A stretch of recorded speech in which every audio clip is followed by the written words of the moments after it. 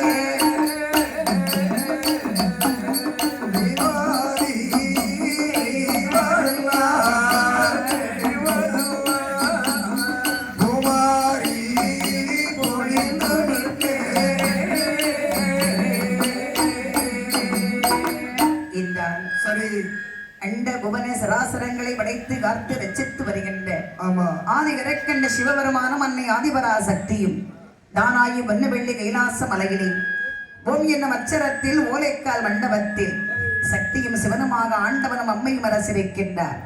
அவர்களை புடை சூழ்ந்து 33 கோடி தீமாட்கள் 48,000 ரிஷிகள் சங்கத்தார் சமயத்தார் தானவர்கள் வானவர்கள் புடை சூழ அமர்ந்திருக்க மொற்ற மகனாயி யானை முகன்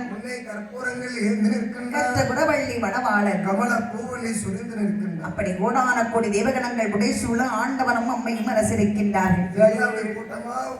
அப்போது இந்த பகவான் பார்வதியை பார்த்து சொல்றார், பாண்டி பெண்ணே பார்வதியே வந்தே வந்த சொல்லை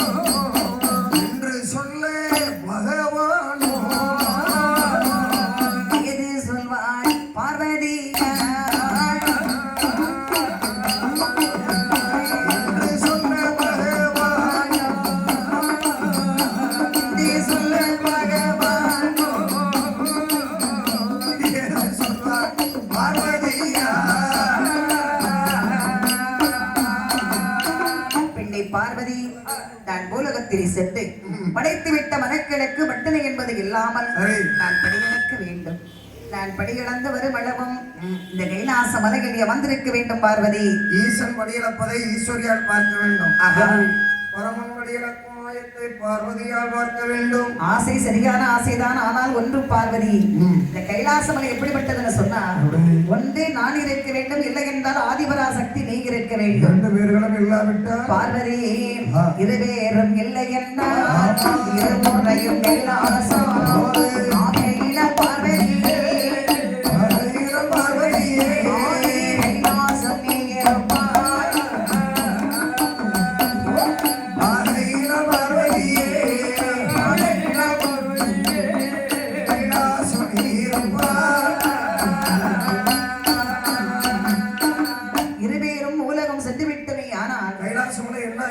இருள் குறைந்துவிடும். ஆகையினால் ஒன்று நான் இருக்கணும், இல்லை நீ இருந்தே ஆகணும். பார்வதி, இப்ப நீ அமர்ந்திரு, நான் மட்டும் பூலகம் சென்று அழகாக படியிழந்து வருகிறேன். ஆகட்டும் சுவாமி. இந்த அம்மையை அமர வைத்து விட்ட ஆண்டவன் பூலக மனுக்களுக்கு படியிழக்க சென்றார். பார்த்தால் அம்மை பார்வதி யோசிக்கிறாங்க, இந்த பகவான் தினந்தோறும் காலை நேரம் விடிந்த உடனே பூலக மனுக்களுக்கு படியிழக்க போறேன் போறார். இவர் தன்னந்தனியா போறாரு, இவர் உண்மையா படியிழந்துதான் வர்றாரா? ஏன்னா இவர் உண்மையா படியிழந்தா தான் நம்மளையும் வா பார்வதி கூட்டிட்டு போவாரு. வண்டியில போறாரு. ஆமா, எங்க போறாரு? அதாவது இவர் எங்க போறாருன்னு முதல்ல கண்டுபிடிக்கணும். உண்மையிலே இவர் படியிழக்கத்தான் போறாரா, இல்லன்னா ஏதாவது ஆலமரம் அரச மரம் இடம் கிடைச்சா உட்கார்ந்து பழக்கம் பேசிட்டு வாராரா, இல்லன்னா ஏதாவது பக்கத்து வீட்டு பாட்டி மாட்ட உட்கார்ந்துட்டு பழக்கம் பேசிட்டு வாராரா? சிவபெருமான இன்னைக்கு சோதிச்சு பார்க்கணும். அப்படி என்ற அம்மையானவள் என்ன செய்யற பாருங்க. அரமனை தன்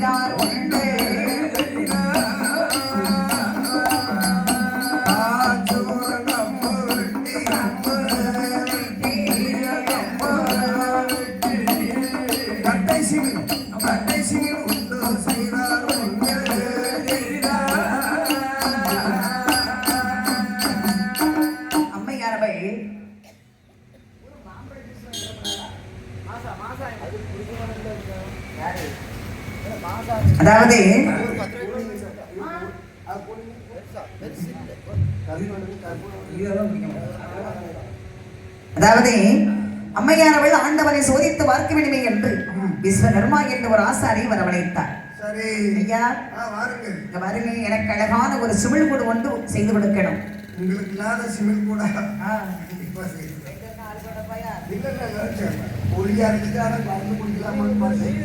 அதாவது அழகான ஒரு சிமிழ் கூட அந்த காஞ்சுரம் கட்டைகளை செஞ்சு கொடுக்கணும்.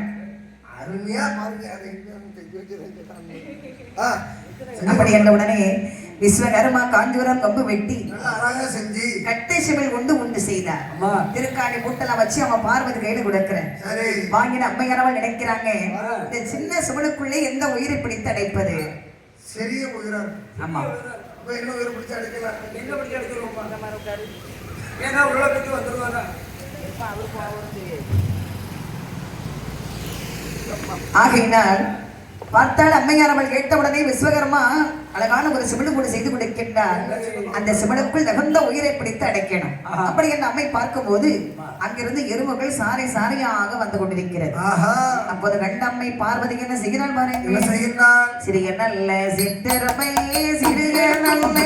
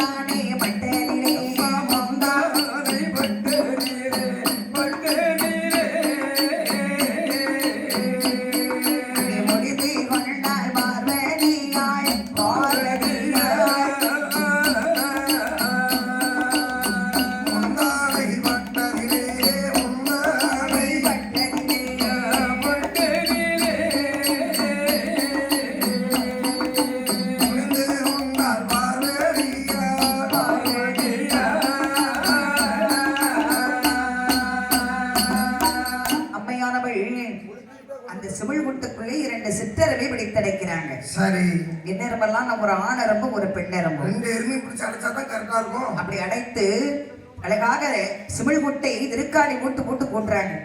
முந்தாணி வட்டிலே விழுந்தார். அம்மா எக்கலுக்குள்ள சுருகி வச்சுக்கிட்டாங்க. அம்மா என்ன செய்யறாங்கன்னா முந்தாடி பட்டுல முடிஞ்சு ஆண்டவன் எந்த திசைக்கு படியிலக்க சென்றிருக்கின்றாரோ அந்த திசை நேர் அம்மா கால் நீட்டி போட்டு உட்கார்ந்து இருக்கிறாங்க. அப்படி இங்க இருக்க ஆண்டவன் சிவபெருமான் பூலக மலர்களுக்கு எப்படி வடிகலக்கிறார் பாருங்கள். எப்படி வடிகலக்கின்றார்? நாளை நல்லதினை எடுத்து நாளை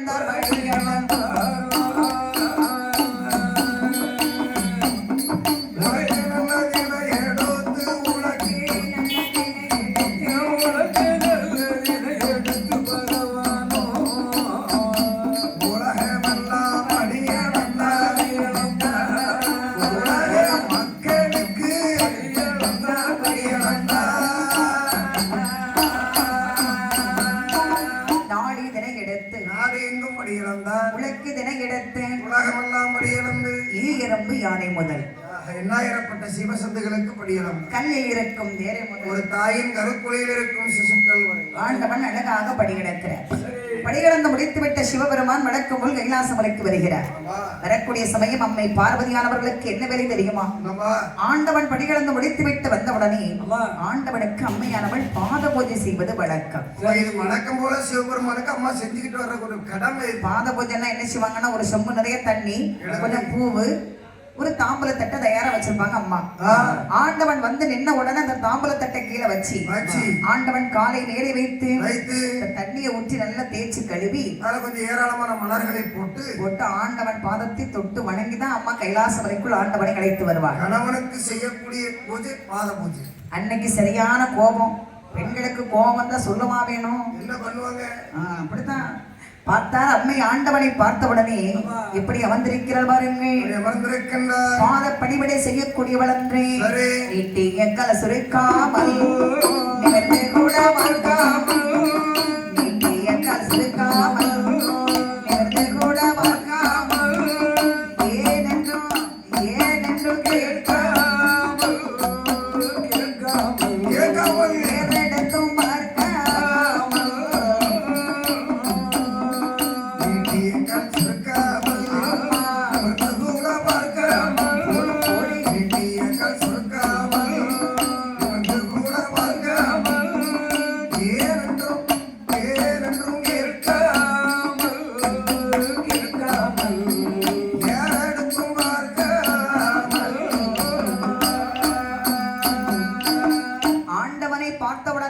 அம்மையானவள் எப்படி அமர்ந்திருக்கிறாங்க பாரு. நீட்டிய காலை சுருக்காமல் நிமிர்ந்து கூட பார்க்காமல் ஏனென்றும் கேட்காமல் ஏறிட்டு பார்க்காமல் அவ்வளவு கோபமா காப்பிடி அரிசியை கண்ணத்துக்குள்ள வச்சா எப்படி இருக்கும்? அதே மாதிரி அம்மா உட்கார்ந்து இருக்கிறாங்க. ஆண்டவன் அங்கிருந்து வந்தவர் பார்க்கிறார். என்னவே பார்வதி என்னைக்கு இப்படி அமர்ந்திருக்க மாட்டாரே, நம்மை கண்ட உடனே சிரித்த முகமாக வந்து பாதப்பணிவடை செய்வாளே. இன்னைக்கு ஏன் இப்படி கோபத்துல உட்கார்ந்து இருக்கிறா? 3 வருஷத்துக்கு ஒரு நாள் கூட நடக்கும். ஒரு ஆளுங்க சேர் போட்டு வச்சிருக்கு உட்கார. 2 வருஷத்துக்கு ஒருக்கா. 2 வருஷத்துக்கு ஒருக்கா. நீ வந்தால அந்த கோயிலுக்கு ஒருக்கா? ஆமா, 2 வருஷம் சேர் போட்டு வச்சிருக்கு உட்கார ஆள்ல. அக்கா சொன்னாங்க காலைல 9 மணிக்குன்னா வேலையில இருக்கணும். வருவா போரு. நானும் சரி கரெக்டா அந்த டயத்துக்குள்ள கிளம்பிட்டேன்.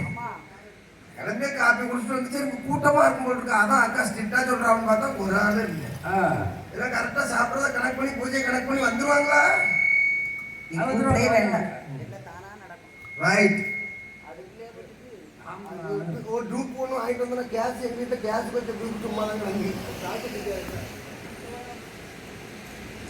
அந்த சமயத்திலே ஆண்டவனை பார்த்தால் அம்மையானவள் கோபத்தோடு அமர்ந்திருக்கிறாள். உடனே ஆண்டவன் பார்க்கிறார், ஏன் பார்வதி இப்படி அமர்ந்திருக்கிறார்? சரி, நாமே சென்று என்னவென்று கேட்டு பார்க்கலாம் என்று ஆண்டவனை வந்து கேட்கிறார். பார்வதி, ஏன் பார்வதி ஏன் இப்படி மௌனமாகவே அமர்ந்திருக்கின்றாய் பெண்ணே? பூலோகத்திலே சென்று படியிழந்து வந்தீர்கள் அல்லவா? ஆமா. அனைத்து உயிர்களுக்கும் பட்டினி இல்லாமல் படியிழந்து வந்தீர்களா? ஏன் உனக்கு என் மேல் இத்தனை சந்தேகம் பார்வதி? என்னிடத்திலே நீங்கள் படியிழக்கக்கூடிய உயிர்கள்ல 2 உயிர் மிச்சமா இருக்கு பட்டினியா. பாரு, ஈ எறும்பு யானை முதல் 8000 ஜீவ சத்துகளுக்கும் தேரை முதல் ஒரு தாயின் கருப்பைக்குள் இருக்கும் சிசுக்கள் வரை நான் படியிழந்து வந்துவிட்டேன். நீனாக என்னை சோதிக்காதே பார்வதி. சுவாமி, ஆதாரத்தோடு 2 உயிர்கள் பட்டினியாக இருக்கு. ஒரு பொழுதும் இருக்க முடியாது. அப்படி இருக்குமையானால் எடுத்து வெளியே விட பார்க்கலாம். இப்பொழுதே செய்கின்றேன். அப்படி என்ற உடனே அம்மையானவள் முந்தானைப்பட்டை அவிழ்த்தாள், சிமல் கொட்டை கரம் எடுத்தாள், திருக்காணி மூட்டை விட்டு அந்த 2 சித்தருமே அம்மா இடையில விடுறாங்க. விடக்கூடிய சமயம் ஆண்டவனுடைய அருளா அந்த 2 சித்தரமும் எப்படி ஓடுகிறது பாருங்கள். அது எப்படி எப்படி ஓடுகின்றது? சித்திரம்பு வாய்தனிலே வாய்தனிலே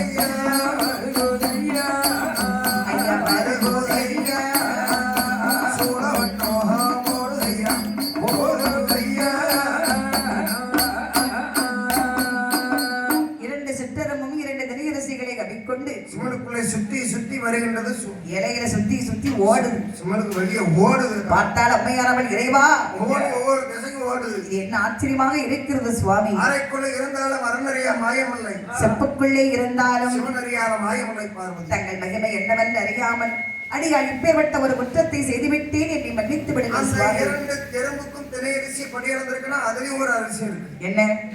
எறும்பை விட திணையரிசி சற்றும் பெரியதாக இருக்கின்றது. அப்ப அந்த உயிரினத்தோட பெரிய உருவத்தை தான் படியிழந்திருக்கு. அந்த எறும்பு, சின்ன எறும்பு அவ்வளோ பெரிய அரிசி தூக்கிட்டு போகுதே, சில எறும்பு மாட்டுகள் குனிஞ்சிட்டு நிமிர மாட்டாங்க. ஆனா சாப்பாடு மட்டும் மதிய சாப்பாடு அழகா பொங்கி வேட்டில தட்டி போட்டுருக்கு. அதுவும் காலை மடக்கி வச்சுட்டு சாப்பிட்டா கொஞ்சோட தான் சாப்பிட முடியுதுன்னு காலையில பிரிச்சு போட்டுட்டு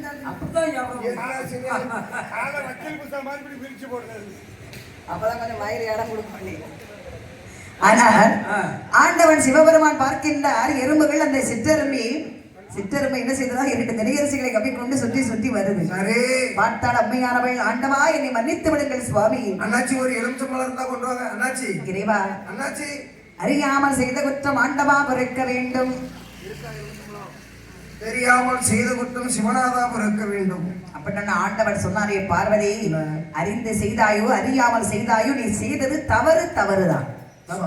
உனக்கு மன்னிப்பே கிடையாது. உங்களில் சரிபாதியாக இருக்கக்கூடிய நான் தெரியாமல் உங்களை சோதித்து விட்டேன். பார்வதி, சற்று நேரம் என்னை பிரிந்திருக்க முடியாமல் தான் இப்படி ஒரு காரியத்தை நீ செய்தாய். ஆமா, ஆகையினால் என்னை பிரியும் காலம் உனக்கு வந்து விட்டது. அப்படி சொல்லாதீர்கள், அந்த வார்த்தை மட்டும் சொல்லாதீர்கள். தில்லைவன காட்டிலே என்னை பிரிந்து நீ 12 வருட காலம் ஒரு பேச்சாகவே அமர்ந்திருக்க கடவுது போ. சுவாமி, அப்படியே ஆகட்டும் சுவாமி. அப்ப அம்மை சொன்னாள், இறைவா, ஏதோ அறிந்தோ அறியாமலோ ஒரு தவறை செய்து விட்டேன். கொடுத்த சாபம் கொடுத்ததுதான் போ. 12 வருஷத்துக்கு முன்னாடி அவன் முகத்துல முடிக்காத. பாருங்க, டென்ஷன் ஆகுது. வனத்திலே பேச்சியாகவே நான் செல்வேன்.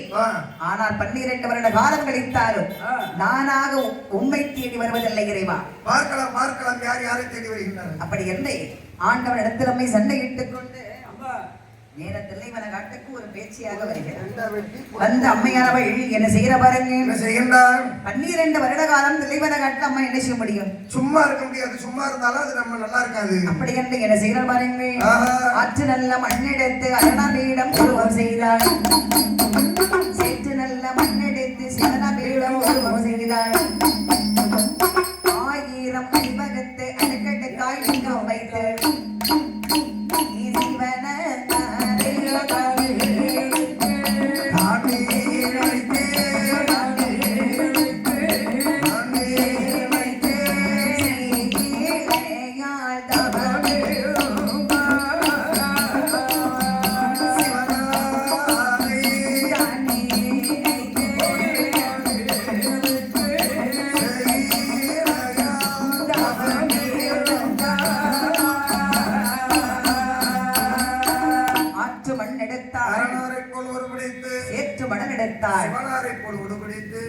அடுக்கடுக்க வடிவகுத்து அடுக்காக லிங்கங்கள் வைத்து ஆண்டவனை நினைத்து அம்மையானவள் 12 வருட காலம் ஒரு பேச்சியாகவே அமர்ந்து கடுமையான ஒரு தவத்தை செய்கிறார். தவத்தை செய்யும் போது 12 வருடம் முடிகிறது. 13வது வருடம் பிறக்கிறது. ஆனா அம்மாவுக்கு கோபம் மட்டும் கொஞ்சம் கூட குறையல, அப்படியே இருக்குது. ஏன்னா 12 வருஷம் இப்ப நம்மள காலகத்துக்கு போன சாபத்தை கொடுத்து அனுப்புனாரு. 12 வருடத்தில் ஒரு வருடமாவது பாசமுள்ள மனுஷன் நம்மள வந்து எட்டி பார்த்தாரா? அதானே, ஒரு வார்த்தை வந்து பார்க்கல. நம்மை வந்து பார்க்க வராத சிவனை யார்கிட்ட சொல்லியாவது விட்டாரா இருக்க உயிரோட இருக்கலன்னு பார்த்துட்டு அப்படின்னு சொல்லி விடனே நம்மை பார்க்காத சிவனை நாம் யான் சென்று பார்க்க வேண்டும். அதாவது அவங்கவுங்க பண்ற தப்பு அவங்கவுங்களுக்கு தெரிய மாட்டேங்குது, அதான் பிரச்சனையே. கண்டிப்பா கண்டிப்பா, அதான் ஒரு பிரச்சனை. அதே மாதிரி அம்மையானவள் ஆண்டவன் வந்து அழைக்காம நான் போக கூடாது அப்படின்னு கோபத்தோட அமர்ந்திருக்கிறாங்க. சரி, அறிந்தா சிவபெருமான் நாம் தானே சாபத்தை கொடுத்தோம், நாமே சென்று நம்ம கொண்டாட்டி கூட்டிட்டு வருவோமே. கண்டிப்பா கண்டிப்பா. அப்படி என்ன ஆண்டவரே வருகிறார். சரி, ஏ பார்வதி, ஓம் நமச்சிவாய. எவ்வளவுதான் சண்டை போட்டாலும் ஏன் பேரதானே சொல்லிட்டு இருக்கிறான். எங்க தலையெழுத்து புருஷன் பேர தான் சொல்லியாகும். பார்வதி என்ன உமையவளே, என் உள்ளம் நிறைந்த கலைமகளே. இந்த மாதிரி எல்லாம் ஐசக்காது 12 வருஷம் சாபத்தை கொடுத்து அனுப்புனீங்கள, ஏன் ஒரு வருஷம் நல்ல புருஷன் அறுவடைக்கு வர சும்மா ஒரு வருஷமாவது என்ன வந்து பார்க்க வந்தீங்களா? அதாவது ஒரு நாளாவது பார்வதி உன்னை பார்க்க வரல, நீ வருத்தப்படுறா. தட்டதஞ்சி இருந்தவரை என்ன வந்து பார்க்க வரலையே, எவ்வளவு ஆசையோட இருந்திருப்பேன். என் நிலைமை நீ நினைச்சு பாத்தியா? சொல்லுங்க. அதாவது என் மனைவியாக நீ இருந்தால் கண்டிப்பாக உன்னை பார்க்க நான் வந்திருப்பேன். சரி, நீ பேச்சியாகவே வந்திருந்தாய் தெளிவனத்தில், உன்னை நான் வந்து எப்படி பார்க்க முடியும்? பாரு, உன் சாபம் நீந்து விட்டது, என் மனைவியாக மாறிவிட்டாய். உன்னை அழைப்பதற்காக நான் தேடி வந்திருக்கிறேன்.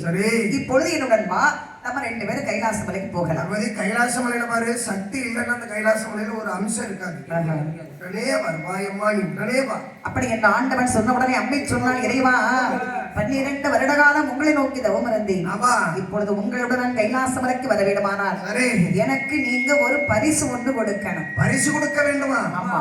என்ன பரிசு வேண்டும் அம்மா? இறைவா, என்னை தனியாகவே வளர்த்துவிட்டு பூலக வதற்கிழக்கு தாங்கள் படியிழக்க சென்று விடுகின்றீர்கள். ஆகினால் எனக்கு என்ன வேணும் தெரியுமா? கொஞ்சி நல்ல பிள்ளையாட குழந்தை ஒன்று வேணும், என் மடியில் வைத்து பிள்ளையாட மகளை ஒன்று குழந்தை வரும்.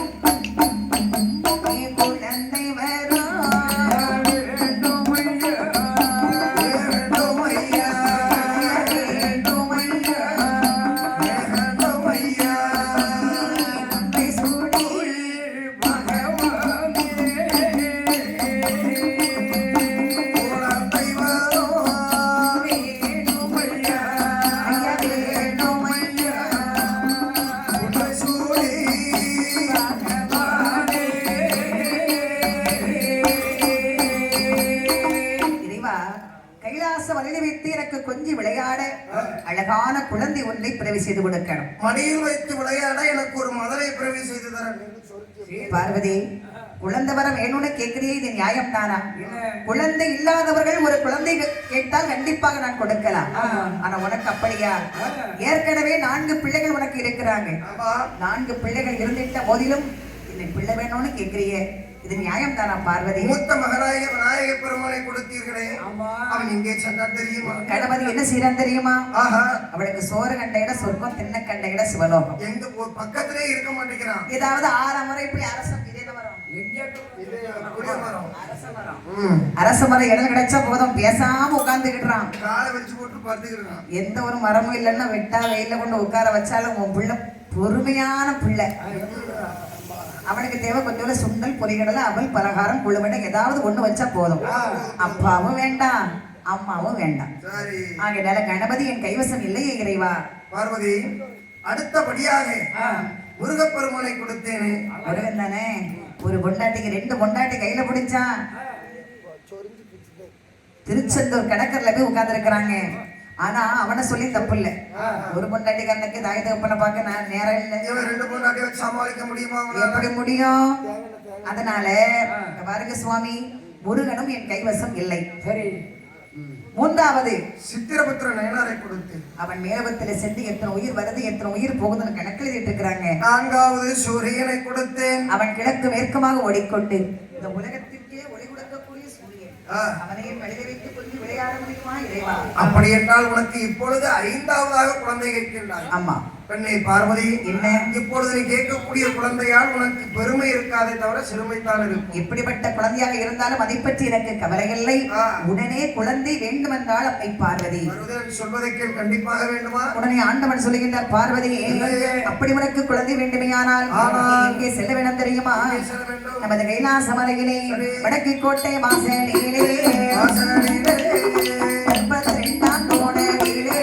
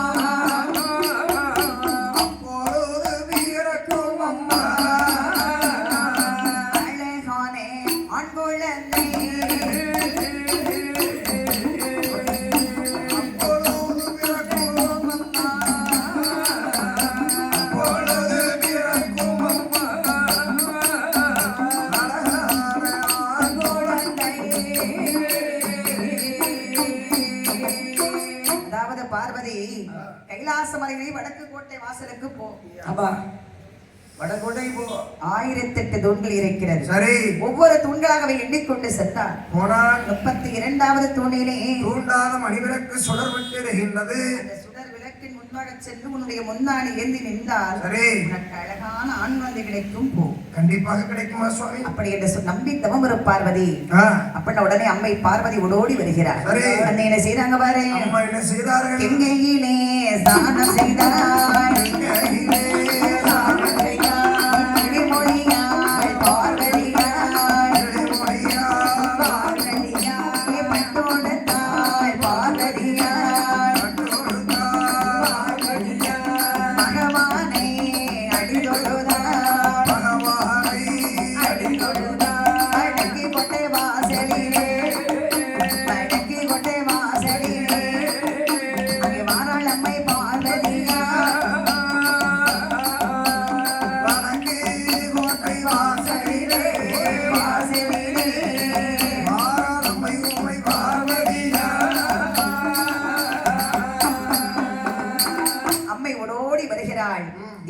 ஸ்நானம் செய்தார். ஒரு பட்டாளத்தை எடுத்து, அதாவது எந்த ஒரு நல்ல காரியம் செய்யும் போது நம்ம குளித்து சுத்தமாகத்தான் அந்த காரியத்தை செய்யணும். கூழானாலும் குளித்து குடி. முத நம்ம காலையில எழுந்த உடனே கடனை முடிச்சு குளிச்சிடணும். ஆமா, குளிச்சாதான் நம்ம உடம்புக்கு சுத்தமா இருக்கும். ஒரு நாளைக்கு ஒரு மனிதனாக பிறந்து விட்டோம்னா காலை மாலை இருவேளையும் உடலுக்கு இளைப்பாற வேண்டாம் குளிக்கணும்.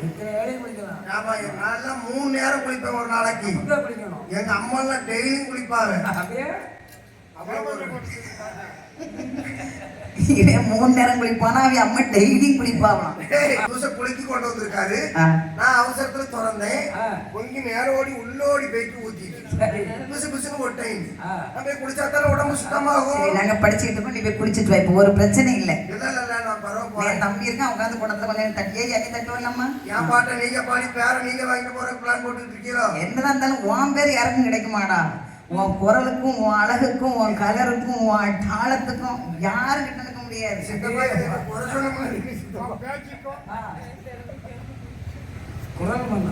ஆகையினாலே தெரிஞ்சுக்கிட்டா சரி. அப்ப இவ்வளவு கூட புரிஞ்சு வச்சிருக்கிறீங்க. எப்பவுமே சந்தோஷம், ரொம்ப சந்தோஷம். பரவாயில்ல. இப்ப என்ன சேர்ந்தா பிளான் போட்டு பேசிருக்கீங்க. ஆகையினால் பார்த்தார் அங்கே அம்மை பார்வதி ஓடோடி சென்று கங்கையிலே ஸ்நானம் செய்தாள். அழகான ஒரு வட்டை எடுத்து ஒருத்தினாள். வருகிறாள் அம்மை வடக்கு கோட்டை வாசலுக்கு. அங்கே வந்து பார்க்கும் போது ஆண்டவன் சொன்ன மாதிரி 1008 தூண்கள் வரிசையாக இருக்கிறது. பார்க்கும் போது ஒவ்வொரு தூண்களாக எண்ணிக்கொண்டு வருகிறாள். 32வது தூணில் தூண்டாத மணி விளக்கு சுடர்விட்டு எரிகின்றது. அந்த சுடர் விளக்கின் முன்பாக சென்று அம்மை தன்னுடைய முன்னாடி எது நின்று கொண்டிருக்கிறார். சரி. அறிந்தார் சிவபெருமான் பார்வதி குழந்தைக்காக நின்று கொண்டிருக்கின்றாளே, பேசாமல் என்றால் எப்படி குழந்தை கிடைக்கும்? பேசாம இருந்த குழந்தை வரை எப்படி கிடைக்கும்? நாம் சென்றால்தான் பார்வதிக்கு குழந்தை வரம் கொடுக்க முடியும். அப்படி என்ற ஆண்டவன் சிவபெருமான் என்ன செய்தார் பாருங்கள். அப்பொழுது சிவனாரோ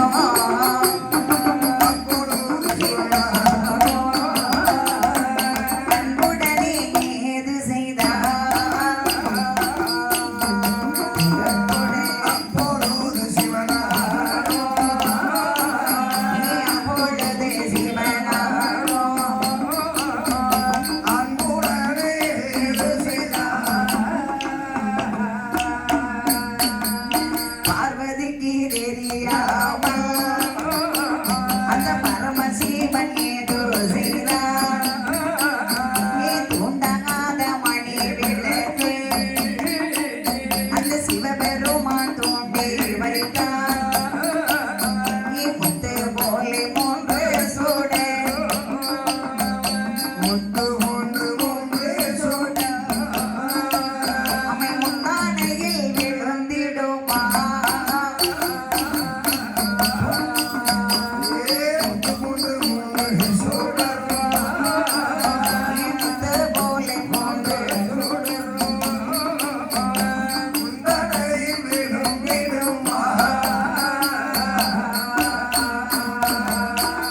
அம்மை பார்வதி முன்னாடி இருந்து நின்று கொண்டிருக்கிறார். ஆ. அறிந்த சிவபெருமான் பார்வதிக்கு தெரியாமலே வந்து அந்த தூண்டாத மணிவிளக்கை சிவபெருமான் லேச தூண்டி விடுறார். சரி. ஆண்டவன் தூண்டக்கூடிய சமயம் அதிலிருந்து முத்து போல் மூன்று சுடர் பார்வதி அம்மன் வந்தாலே சொட்டு சொட்டு சொட்டுன்னு விழுது. இப்படி இழுத்துக்கிட்டு எல்லாம் விழல, யாரு? சொட்டு சொட்டு சொட்டுன்னு விழுந்துட்டு. பட்டுன்னு விழுந்துட்டு. சரி, ரைட். விழுந்த உடனே சுடர் வந்து விழுந்த உடனே அம்மைக்கு முந்தாடி கனம் குடிக்கிறது. சரி. ஒரு குழந்தை பிறந்தால் எத்தனை கிலோ இருக்கும்? சுமார் 7.5 கிலோ இருக்கும். 7.5 கிலோவா? நான்லாம் பிறந்தனா 7 கிலோ இருந்தேனா? உங்க அம்மா பிள்ளையா பெத்து போட்டிருக்க? வேற என்னத்த பத்தா? ஏயெல்லாம் பெத்து போட்டிருக்கா? சித்தப்பா பின்னப்பா நீங்க அப்படி சொல்லி கொடுக்காம அது ஒரு தாய், இது ஒரு பியாய். இந்த அக்கா நல்ல இதுதான். நீதான் என் கூட இருந்துட்டு கருவ அறுத்திருக்கா நீ. குழந்தை பிறந்தா எத்தனை கிலோ இருக்கணும்? 3 கிலோ. 3.5 கிலோ. ஒரு குழந்தை வந்து 3.5 கிலோல இருக்கணும். அப்போ ஒரு முந்தானி அவ்வளவு கனம் கொடுக்குது அம்மைக்கு. பார்த்தாள் அம்மையானவள் குழந்தை கிடைத்து விட்டதென்று ஊட்டி பிடித்தாள். சரி. அதுல வச்சு அம்மா பார்க்கல. ஏன் தெரியுமா? முத குழந்தை பிறந்துச்சுன்னா அதாவது ஆண்டவன் தான் இந்த குழந்தையை முதல்ல பார்க்கணும் அம்மாவுக்கு ஒரு ஆசை. இப்ப உள்ள பெண்களே முதல்ல குழந்தை பிறந்தாலும் முதல்ல கன்சீவா இருந்தாலும் கணவர்கிட்ட சொல்லுவாங்க. கண்டிப்பா. என்னது எப்படி நான் சும்மா இருக்கேன், சும்மா இருக்கியா? மாசமா இருக்கேன் அப்படின்னு சொல்லுவாங்க. மாசமா இருக்கிறியா? பார்வதியமும் குழந்தை எடுத்துக்கொண்டு ஓடி வருகின்றார். ஓடி வரும்போது அம்மாவுக்கு ஒரு யோசனை. எந்த ஒரு குழந்தையாக இருந்தாலும் பிறந்த உடனே என்ன செய்யணும்? பிறந்த உடனே குவா குவான்னு சத்தம் போடணும், அழணும். இல்லன்னா கொஞ்சம் நெளியணும். அப்பதான் அது ஆரோக்கியமான ஒரு குழந்தை. அதுதான் ரொம்ப ஆரோக்கியமா இருக்குன்னு அர்த்தம். பிள்ளை நெளிஞ்ச மட்டும் போதாது, நெளிஞ்சாலும் பிட்டில 2 அடி கொடுப்பாங்க. டாக்டர் குழந்தைய தலைகீழ தூக்கி போட்டுட்டு இப்படி குடுக்குவாரு, குடுக்குன்னு. அதுக்காக என்ன உடனே கொஞ்சோட ஊசியில மருந்து எடுப்பாங்க. ஊசியில மருந்து எடுத்து நர்ஸ் டிக்கில கொண்டு போவேன். நர்ஸ் பிள்ளை டிக்கில போட்டு விடுவாங்க. அதுக்கும் அழகண்ணா அல்லண்ணா இந்த பிள்ளைய வச்சுட்டு அந்த வீட்டுல பந்தல் போட சொல்லுவாங்க. பந்தல் போட்ட உடனே பிள்ளைய தூக்கிட்டு போயிடுவாங்க. பந்தல் போட சொல்லுவாங்களா? எதுக்கு? பிள்ளைக்கு உயிர் என்ன பரவ என்ன செய்ய முடியும்? தூக்கி தூராதான போடணும். பச்சை பிள்ளைக்கு பந்தல் எல்லாம் தேவையில்லை. நம்ம உள்ள வச்சு இந்த பதில் கொண்டு போய் அப்படி கொண்டு வச்சிருவாங்க. அவ்வளவுதானா? ஆகையினால் பார்த்தாள் அம்மையானவள் என்ன செய்யறார் பாருங்கள். குழந்தை ஒண்ணு அழணும், இல்ல நெடுஞ்சாவது கொடுக்கணும். இது என்ன எதுவுமே இல்லாம இப்படி இருக்குதே. பார்க்கலாம் என்று முந்தாணி விரித்து ஆண்டவனால் படைக்கப்பட்ட அந்த குழந்தையம்மை பார்க்கிறாள். பார்க்கும்போது அந்த குழந்தை எப்படி கிடைக்கிறது பாருங்கள். காலும் இல்லை கையும் இல்லை,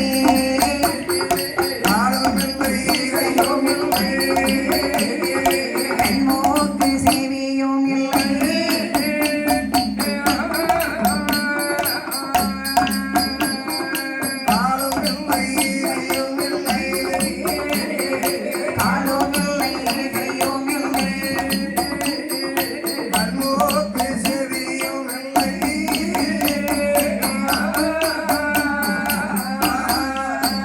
அம்மா வாயும் இல்லை வயிறு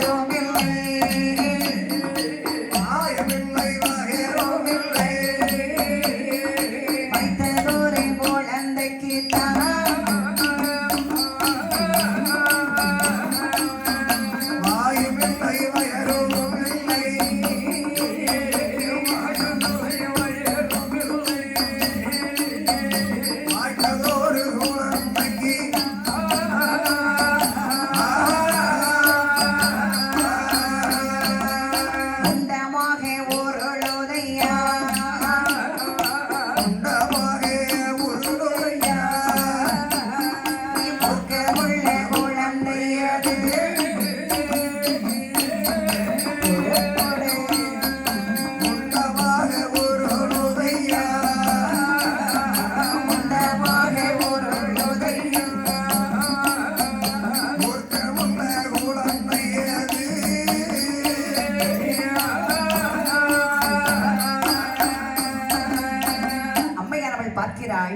அந்த குழந்தை எப்படி இருக்கிறது தெரியுமா? எப்படி இருக்கின்றது? காலும் இல்லை, கையும் இல்லை, கண் மூக்கு செவி இல்லை, வாய் இல்லை, வயிறில்லை, வாயில் பல்லும் இல்லை, ஒண்ணுமே இல்லை குழந்தைக்கு. ஆமா, எந்த ஒரு பல்லு இல்லைன்னு சொல்றீங்களா? பிறந்தனைக்கு எந்த குழந்தையாவது பண்ணோட பிறக்க மாட்டேன். குழந்தை பிறந்த உடனே செல்ல குழந்தைகள் 100 குழந்தைகளுக்கு வாயில 2 பல்லு இருக்கும். ஆனா இந்த குழந்தைக்கு வாயில அதுவும் இல்ல. சரி, இதெல்லாம் வாயே இல்லைன்னு வச்சுக்கேன். மொத்தத்துல அந்த பிள்ளைக்கு எதுவுமே இல்ல. ஒரே முண்டமா உருளுது. தலை எங்க இருக்கு, கால் எங்க இருக்கு, வயிறு எங்க இருக்குன்னே தெரியல. அம்மி குழந்தைக்கு கூட 2 பக்கமும் பிடிமானம் இருக்கும். ஆமா, நீ பிடிச்ச அப்பப்போ மசாலா அரைச்சு குழம்பு வைக்கிறதுனால உனக்கு தெரியுது. ஆமா, நம்ம பாருங்க இந்த குழந்தைக்கு அதுவும் இல்லையே. உடனே பார்த்தால் அம்மையானவள், ஆகா, நான் அரைச்சு குழம்பு வச்சேனா? அம்மா, வீட்டுல அநாதாசிரமங்களுக்கு இந்த வாரத்துல ஒருக்க சமையல் பண்ணி சாப்பாடு கொடுக்கலடா, நீ தானடா செய்யறா. என் சோரெல்லாம் எப்படி அந்த கையில அடிபட்டு இருந்தாலும் அந்த அகப்பை வச்சு நீ கிண்டா பாத்தியா? நானே எனக்கு கண்ணீர் விட்டுட்டேன். பிள்ளை இந்த கை முடிஞ்ச கைய வச்சுட்டு இந்த கிண்டுறானே. பழைய வீடியோவா இருக்கும் இல்ல, இப்போ இந்த அடிபட்டு இருந்தாலும் கிண்டுறது இல்ல. அவனை கஷ்டப்பட்டு நீ செய்யறல்லடா. நம்ம கை முடிஞ்சாலும் பரவாயில்ல, பரவாயில்ல.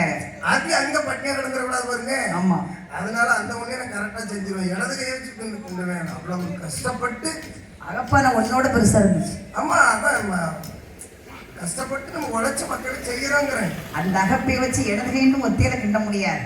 அந்த வலது கையை பிடிச்சி வச்சு அப்படி இழுத்து கிண்டு நான் பாத்தியா. உண்மையில நான் உன்னை பெருமிதமா நினைச்சேன்டா. அந்த வலியை தாங்கிட்டு நான் பட்டு போட்டு தானே பண்ணிருந்தேன். ஆமா, ஆகையினாலே பார்த்தரங்கி அம்மையானவள் ஆண்டவன் கிட்ட பிள்ளை வரம் தானே கேட்டோம். ஆமா, ஏன் இப்படி ஒரு முண்டமா உருளுகிறது தெரியல, என்ன விஷயம் தெரியல. கேட்டு பார்ப்போம். அம்மை ஆண்டவன் இடத்துல ஓடோடி வருகிறார். சுவாமி, இறைவா, என்னடி பார்வதி? என்ன டீன்னா அப்புறம் எங்க வார்த்தையும் வேற மாதிரி இருக்கும். பரவாயில்லையா? பார்வதி, என்னடா அப்படின்னு கேட்போம். நாங்க செவுட்ல அடிப்போம், நாங்க திருப்பிட்டு மூஞ்சிலே குத்துவோம். பொம்பளை பிறந்தா வாயை அடைக்க வச்சு பேச. என்ன பொம்பளை ஆம்பளை? என்ன உனக்கு? நான் இதுல இருந்தா தான் நீ அதுல இருக்க முடியும். அது உண்மைதான், அது ஒரு விஷயம் உண்மைதான். பொம்பளை இல்லைன்னா ஆம்பளை கிடையாது. அம்மா, பொம்பளை 4 பேர் இருக்கு, ஆம்பளை இல்லைன்னா கூட்டமா இருக்குன்னு நினைச்சிட்டு இருக்கிய. அப்பவே கண்ணு கட்டியெல்லாம் இவன் எல்லாமே நான் கூட அடிச்சா கண்ணு கட்டியதுக்கே எல்லாருமே. ஆகையினாலே இங்க பாருங்க சுவாமி, உங்ககிட்ட நான் என்ன கேட்டேன்? கொஞ்சம் விளையாட குழந்தை வர கேட்டிருந்தேன். கொஞ்சம் விளையாட தண்ணி ஒரு குழந்தை கேட்டேன். நீங்க படைச்சு கொடுத்திருக்கீங்களா ஒரு குழந்தை, அதை வச்சு நான் என்ன சுவாமி செய்வது? அந்த குழந்தைய நான் பார்க்கணும்னு ஆசைப்பட்டேன். இங்க வரங்க, நானும் உருட்டி பார்த்தேன், பிரட்டி பார்த்தேன், ஒரு அடையாளம் வந்து தெரிய மாட்டேங்குது. பார்வதி, என்ன குழந்தை கொடு. பாருங்க பார்வதி, இதுதான் நான் படைத்த குழந்தையா? இதான் நீங்க படைச்ச குழந்தை. எனக்கு ஒரு மகன் பிறப்பான், அவன் என்னை போலவே இருப்பான். நான் வாய்க்குள்ள உலகை வச்சு ஊர்கிட்ட பயல எனக்கு புள்ள பிறந்த இவனே மாதிரி. என்ன தப்பு? ஏன்னா நம்ம செட்டுக்குள்ள தானடா இருந்துட்டு போட்டு உனக்கு ஒரு பிள்ளை பிறந்தா என்ன மாதிரி பிறந்தா வேண்டாம் நீ சொல்லுவேன். நீ செட்டுக்குள்ள வந்தீங்களா, அங்கேயே பாட்டுக்கு சாயல் கொடுத்தீங்களா, வீட்டுக்கு போனமான்னு இருக்கணும். பாட்டுக்கு சாயல் கொடுக்குறேன்னு வீட்டுல வந்தீங்க சாயல் கொடுக்கணும். ஏன்னா உனக்கு ஒரு பொம்பளை பிள்ளை பிறந்தா இதே மாதிரி பிறந்தா எப்படி இருக்கும்? வேண்டாமா, கண்ணெல்லாம் சோப்பாயிரும். அது முட்டை கொடுத்து அப்படி போச்சு. அப்ப அதனாலதான் அப்படி ஆகமாட்டா குரங்கு அன்பழகன் சொந்தாரு மைய பாரு, குரங்கு மைய பாரு. இவனை கண்டா கண்டா வேட்டை ஒரு வீட்டு பேருமே. அப்போது பார்த்தாள் அம்மை, சுவாமி உங்ககிட்ட குழந்தை வரம் தானே கேட்டேன். இந்த முண்டத்தை வச்சு என்ன செய்யறது? குழந்தை வந்து அவசரத்துல கொடுத்துட்டேன். ஆ, ஆகையினால் இந்த குழந்தை பாரு நம்ம உருப்படைக்க வேண்டும். சரி. அவரவர்கள் சொல்லி அவரவர் தான் செய்ய வேண்டும். உருப்படைக்கிற நம்மளால முடியாது. ஆ, நமது மருமகன் சிருஷ்டிகர்த்தா பிரம்மதேவன் வரது. நமது மருமகன் சிருஷ்டிகர்த்தா. சிருஷ்டியா? ஆ, என் மருமகனே பிரம்மதேவா. மாமா மருமகனை கூட்டம் மாடு சத்தம் கொடுக்கு. மருமகன் என்னதே வாய்க்குள்ள வச்சுட்டு வந்துட்டார் போல இருக்கு. மாடுமாய் என் மருமகனே. மாமா வாருங்கள் வாருங்கள். வந்தேன் மாமா, வந்தேன் மாமா. உங்க அத்தை என்கிட்ட ஒரு குழந்தை கேட்டாங்க. தப்பு இல்ல. நானும் அவசரத்துல கொடுத்துட்டேன். சரி குழந்தை இப்ப பாருங்க எப்படி இருக்குன்னு. மாமா, இது நீங்க படைச்சதா? நான் படைத்தது புடைத்தது இல்லை. நீங்க படைச்சது. ஆமா, இது தலை எங்க இருக்கு, கால் எங்க இருக்கு, நான் எங்கெங்க எதை வைக்கணும்? மொத்தத்துல ஒன்னே இஷ்டம். அந்த குழந்தை எப்படி ஒரு அழகா படைக்கணுமோ அதே மாதிரி படைக்க. ஆனா ஒண்ணு என்ன? என்னைய மாதிரி கலரா அழகா செய்யணும். சிரிக்க பாரு, நீ கலர்னு அவளே சிரிக்க தாங்க முடியல அவளுக்கு. ஏன் கேட்டு பாரு, எனக்கு என்ன குறை? நான் என் கலர்ல யாரும் விட்டாங்க இந்த ஊருக்குள்ள? நல்ல கலர் தானம்மா அண்ணன்? பயந்துட்டான். நல்ல கலர் இல்லைன்னு சொல்லி பார்த்துக்கிட்டு நீ என்கிட்ட அதுல வரும்போது என்ன சொன்னான்னா, அந்த அண்ணனுக்கு நெத்தில இருக்கிற பனங்கிழங்கு மட்டும்தான் வெளியே தெரியுதுக்க, வேற ஒண்ணுமே தெரியல அப்படின்னா. கடவுளை இப்படி சித்தப்பா ஊர் ஊரா அப்படி என்ன கிண்டல் பண்றாங்களோ சித்தப்பா. சித்தப்பா என் முகத்துல என்ன தெரியுது சித்தப்பா? சரி, உங்களுக்கு பிடிச்ச மாதிரி படைங்க. பாருங்க மாமா, நான் ஒன்னே ஒண்ணு சொல்றேன், கோவப்பட மாட்டீங்களா? எனக்கு ஏன் கோவம் வரப்போகுது? அத்தைக்கு ஒரு குழந்தை வேணும்னா மருமகனை வாங்கன்னு சொல்லி என்ன கூப்பிட்டு ஒரு குழந்தைய தாங்கன்னு கேட்டா.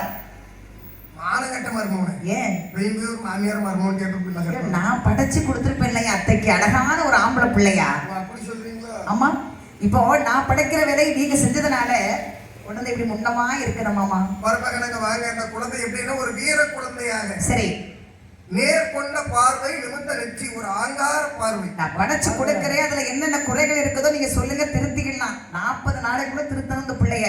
40 நாள் கழிச்சுட்டு ஒண்ணும் பண்ண முடியாது. கட்டழகு மீன், என்னை போன்ற ஒரு கட்டழகு மீன். அண்ணன் வச்சுமா தவிட்டு புறா. ஐயா, ஏடா தூங்கி முடிக்கிறது 9:30 மணி, மேடைக்கு வருது 9:45. நீ என்ன பண்றானோ ஒரு 8 மணிக்கு முடிச்சு குடிச்சிட்டு எடுத்து கண்ணாடி எடுத்து ஒரு 1/2 மணி நேரம் மூஞ்ச பாரு. பாப்பா மூஞ்ச மட்டும் தான் பாப்பனாங்கண்ணா. ஐயே, கண்ணாடில பாப்பா எல்லாத்தையும் நல்லா பார்த்துட்டு தான் வருவேன். என் அழகுக்கு யாரும் உண்டு யாரும் கிடையாது. உங்களுக்குலாம் பொறாம. இந்த பையன் இப்படி இவ்வளோ அழகா மாறிட்டானே. முதல்ல எப்படி இருந்தா இப்ப கொஞ்சம் அழகா நல்லா அழகா டீசெண்டா இருக்கானே. இப்ப இருக்கிற அழகுக்கு இந்த சுடு காப்பியை மூஞ்சில ஊத்துனா இதோட வெளுத்துருவான். இல்லையா? அழகுக்கு எது பரவாயில்ல. சூப்பர் அழகு.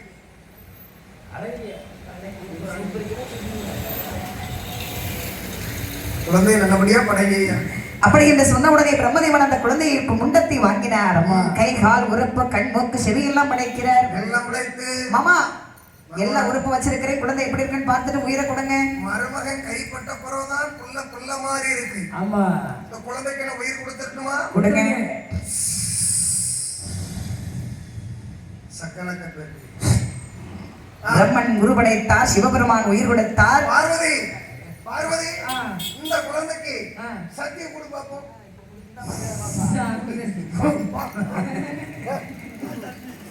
அம்மை பார்வதி சக்தியை கொடுத்தார். அப்போது என்ன இருக்குது பாருங்க, ஆண்டவன் சிவபெருமான் அந்த குழந்தைக்கு அழகான பொருத்தமான ஒரு பேர்நாமத்தை சூட்டார்.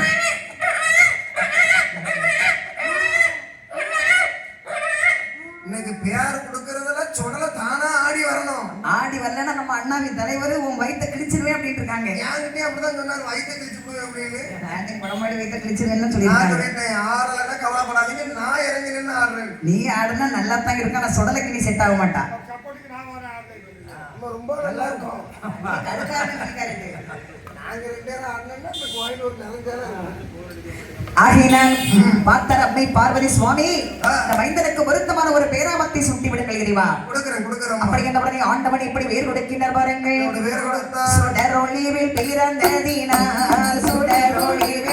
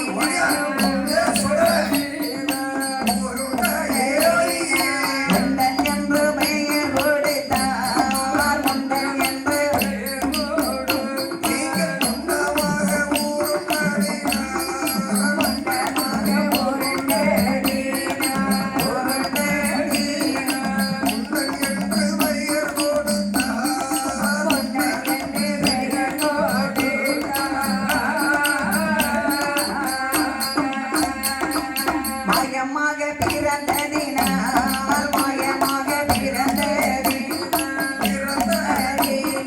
பிறந்ததினால் மாயாண்டி சுடலை என்றார் மாயாண்டி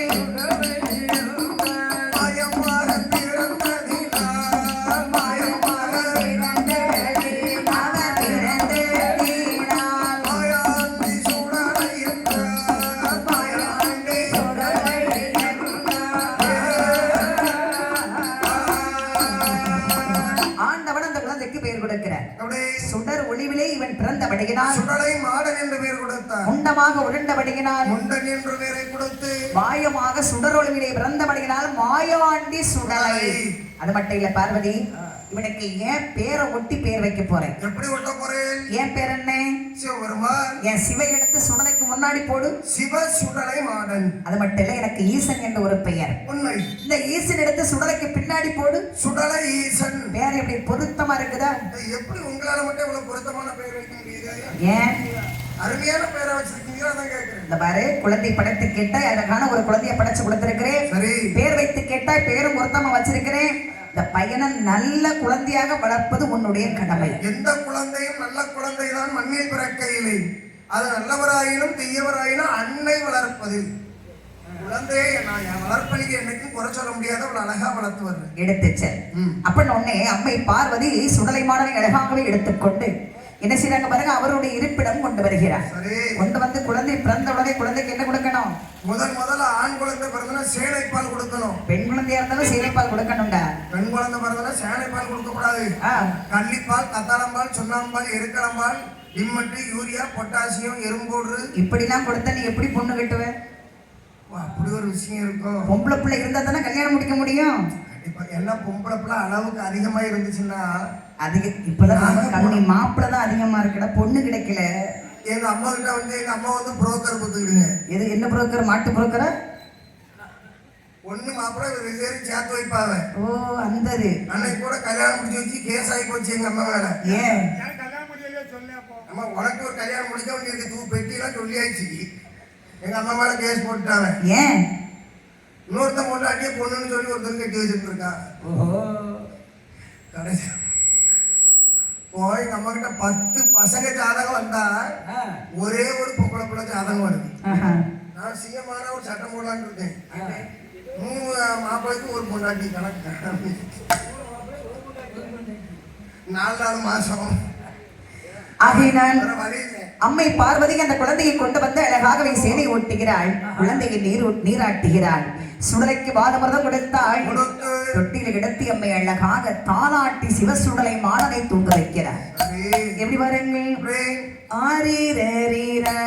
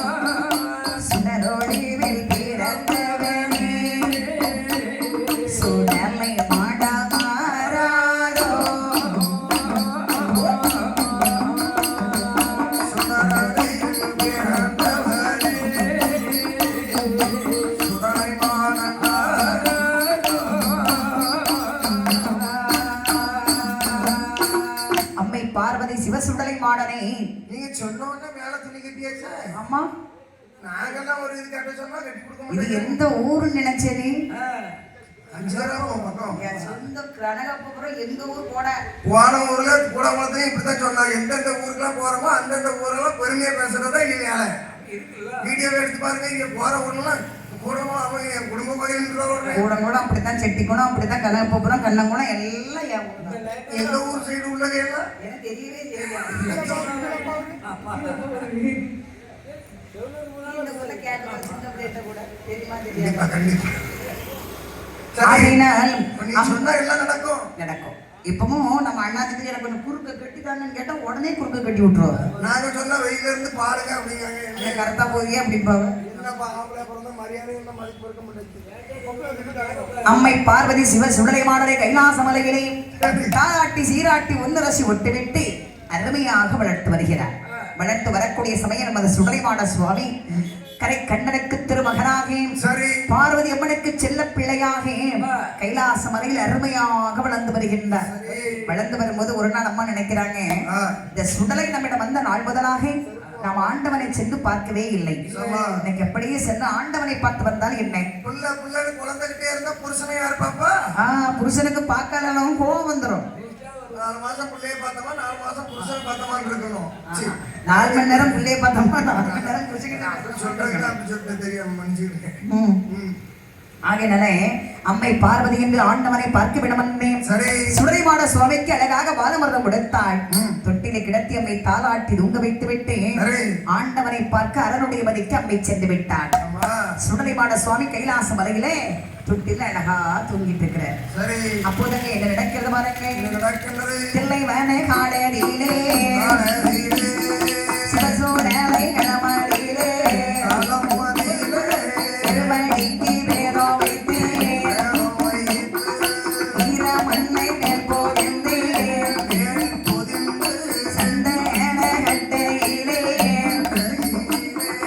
சபம் பிறந்து வேகுதையா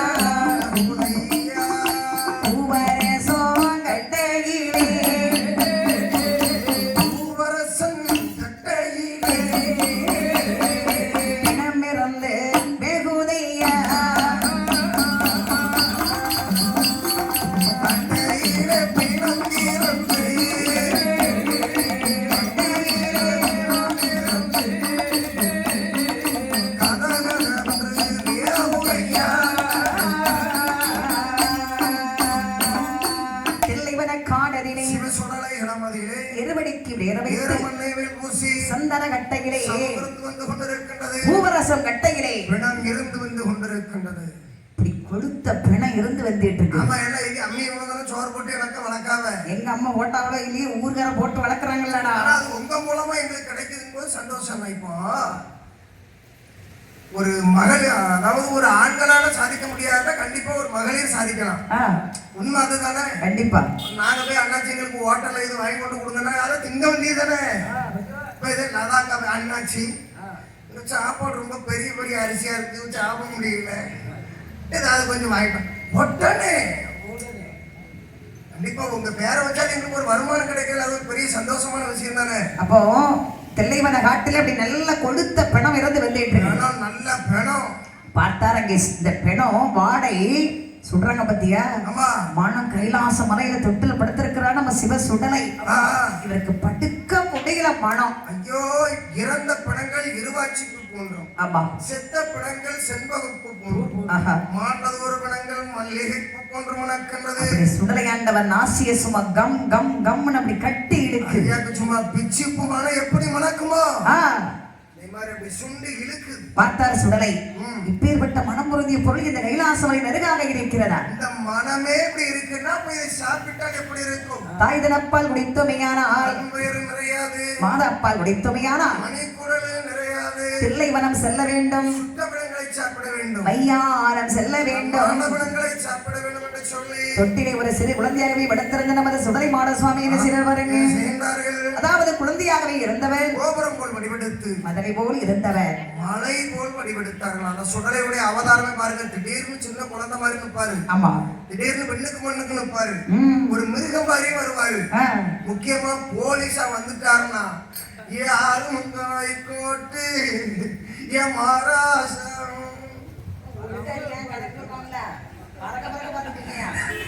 போலீஸா ஒரு உருவம் நம்ம கனவுல வருதுன்னா வேற யாரும் இல்ல, நம்ம ஆறுமுகன் ஹைகோர்ட் மகாராஜா சின்னத்துறை பெரியத்துறை சத்ராதி முன்னை அவங்க எல்லாருமே சேர்ந்து வருவாங்க. சரி, கோட்டு வாங்கிட்டு கோட்டு பாட்டிலோட வாராருன்னா வேற யாரும் இல்ல,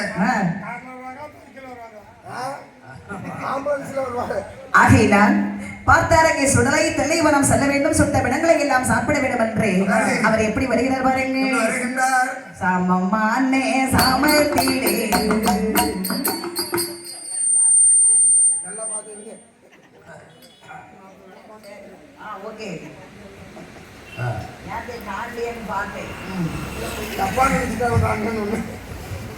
அப்போதே சுடலை மாடசுவாமி எப்படி வாரார் பாருங்க. சமமானே சாமத்திலே சாமமானே சாமத்திலே சாமமானே சாமத்திலே சதிசாமே சதிசாமே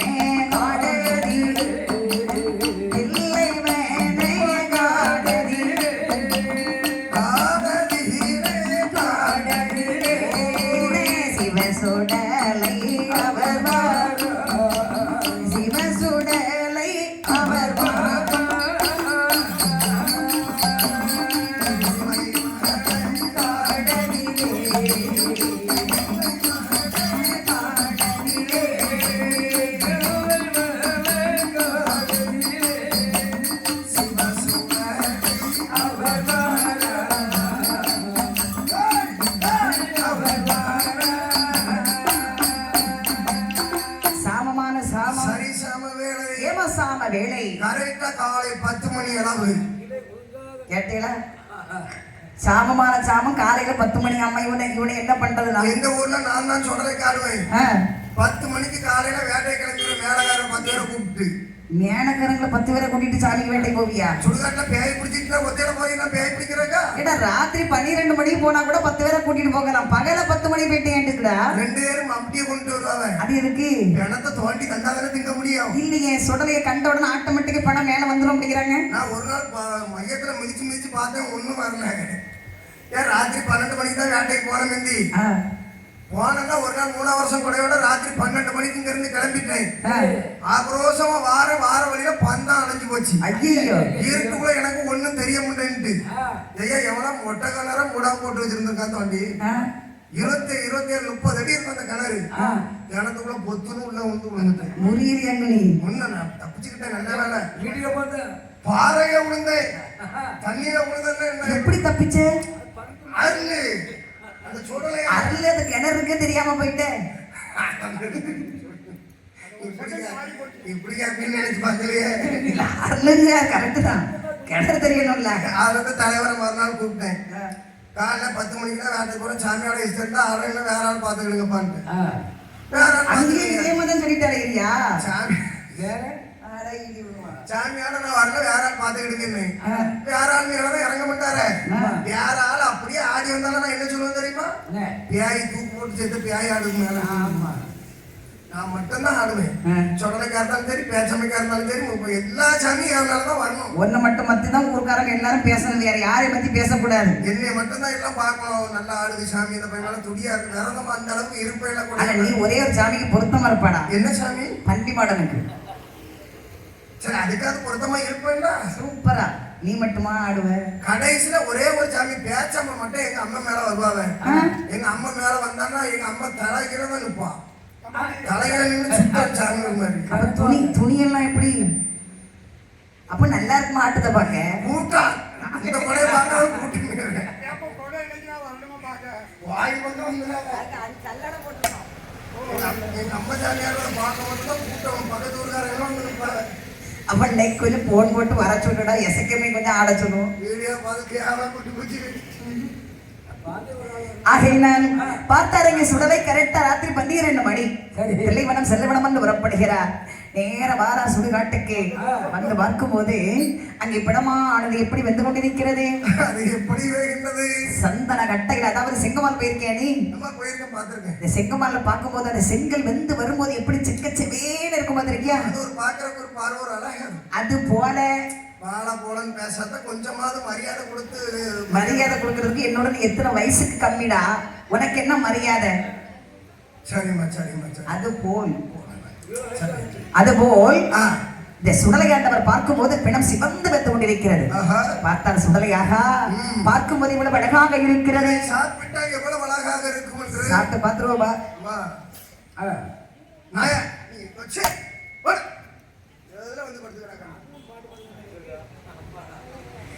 அப்போதே தில்லைவன காட்டில் வந்து சுடலைமான சுவாமி எப்படி படத்தை இறந்துகின்றார் வாருங்க.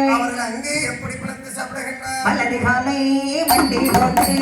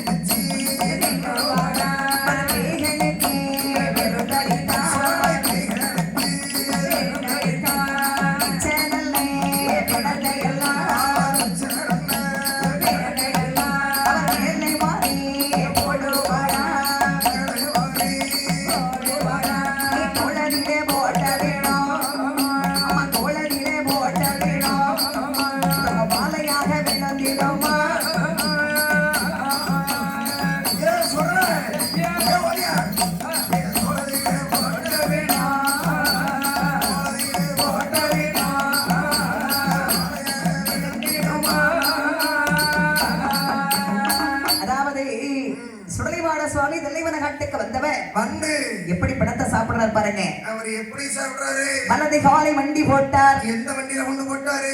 வண்டி இல்லடா, காலம் மண்டி போடுறாரு. பாரு உங்க அக்கா கேரட் வாங்கிட்டு போறாவ பாரு. ஆமா, வாங்கிட்டு போட்டு சாப்பாட்டுக்கு இங்க வந்துருங்க. வலது காலை மண்டி போட்டு மல்லையத்தால் ஒரே குத்து. இடது காலை மண்டி போட்டா கொண்டு குத்துகின்றார். மூட்டத்தை அப்படியே பிரிச்ச மண்டி போட்டு உட்கார்ந்த சுடலை அந்த பிணத்தை அப்படி பிச்சி பிச்சி 100 கிராம் 75 ரூபாய் வியாபாரம் பார்த்துட்டு இருக்காரு. பிச்சுப்பு பார்த்து எவ்வளவு நாளாச்சுடா. இப்ப மல்லிகைப்பூ தான் சீசனா. உனக்கு 100 பிச்சுப்பு 75 ரூபாய் யாரடா கொடுத்தாங்க? பிச்சுப்பு 100 எவ்வளவு? எல்லாம் எவ்வளவு வேற அவங்க ஊர்ல ஒரு பொம்பளைக்கு 500 கொடுப்பாரு. ஊரன் வாய்மொழி பாட்டுக்கு போனோம்னா, ஆமா இந்த அக்கா பாட்டுக்கு போனாங்கன்னா பிச்சு பூக்கு ஒரு பஞ்சம் இருக்காது. ஆனா போன வருஷம் கொஞ்சம் பஞ்சம் ஆயிட்டுல எங்கிட்ட நான் தானே மடியில வச்சு கட்டினேன். அங்க மட்டும் போனா கண்டு கொடுத்துருவாங்க. அப்புறம் மத்த ஏரியாலாம் பிச்சு பூங்கிறது பாக்குறது இல்ல, பெருமாளுக்கு மட்டும் தான் போடுறாங்க. முண்டத்தை பிச்சு எடுத்து கையில வைத்து அப்படி பிணத்தை பிச்சு பிச்சு சாப்பிடுற சாப்பிடக்கூடிய சமயம் தில்லைவனத்தில் உள்ள கொள்ளிவாய் பூதங்கள்லாம் ஓடி வருது. ஐயா சுடல, ஐயா மாயாண்டி, பசி தாங்க முடியல ஐயா. இது எந்த சாமி? ஐயா பசிக்குது ஐயா.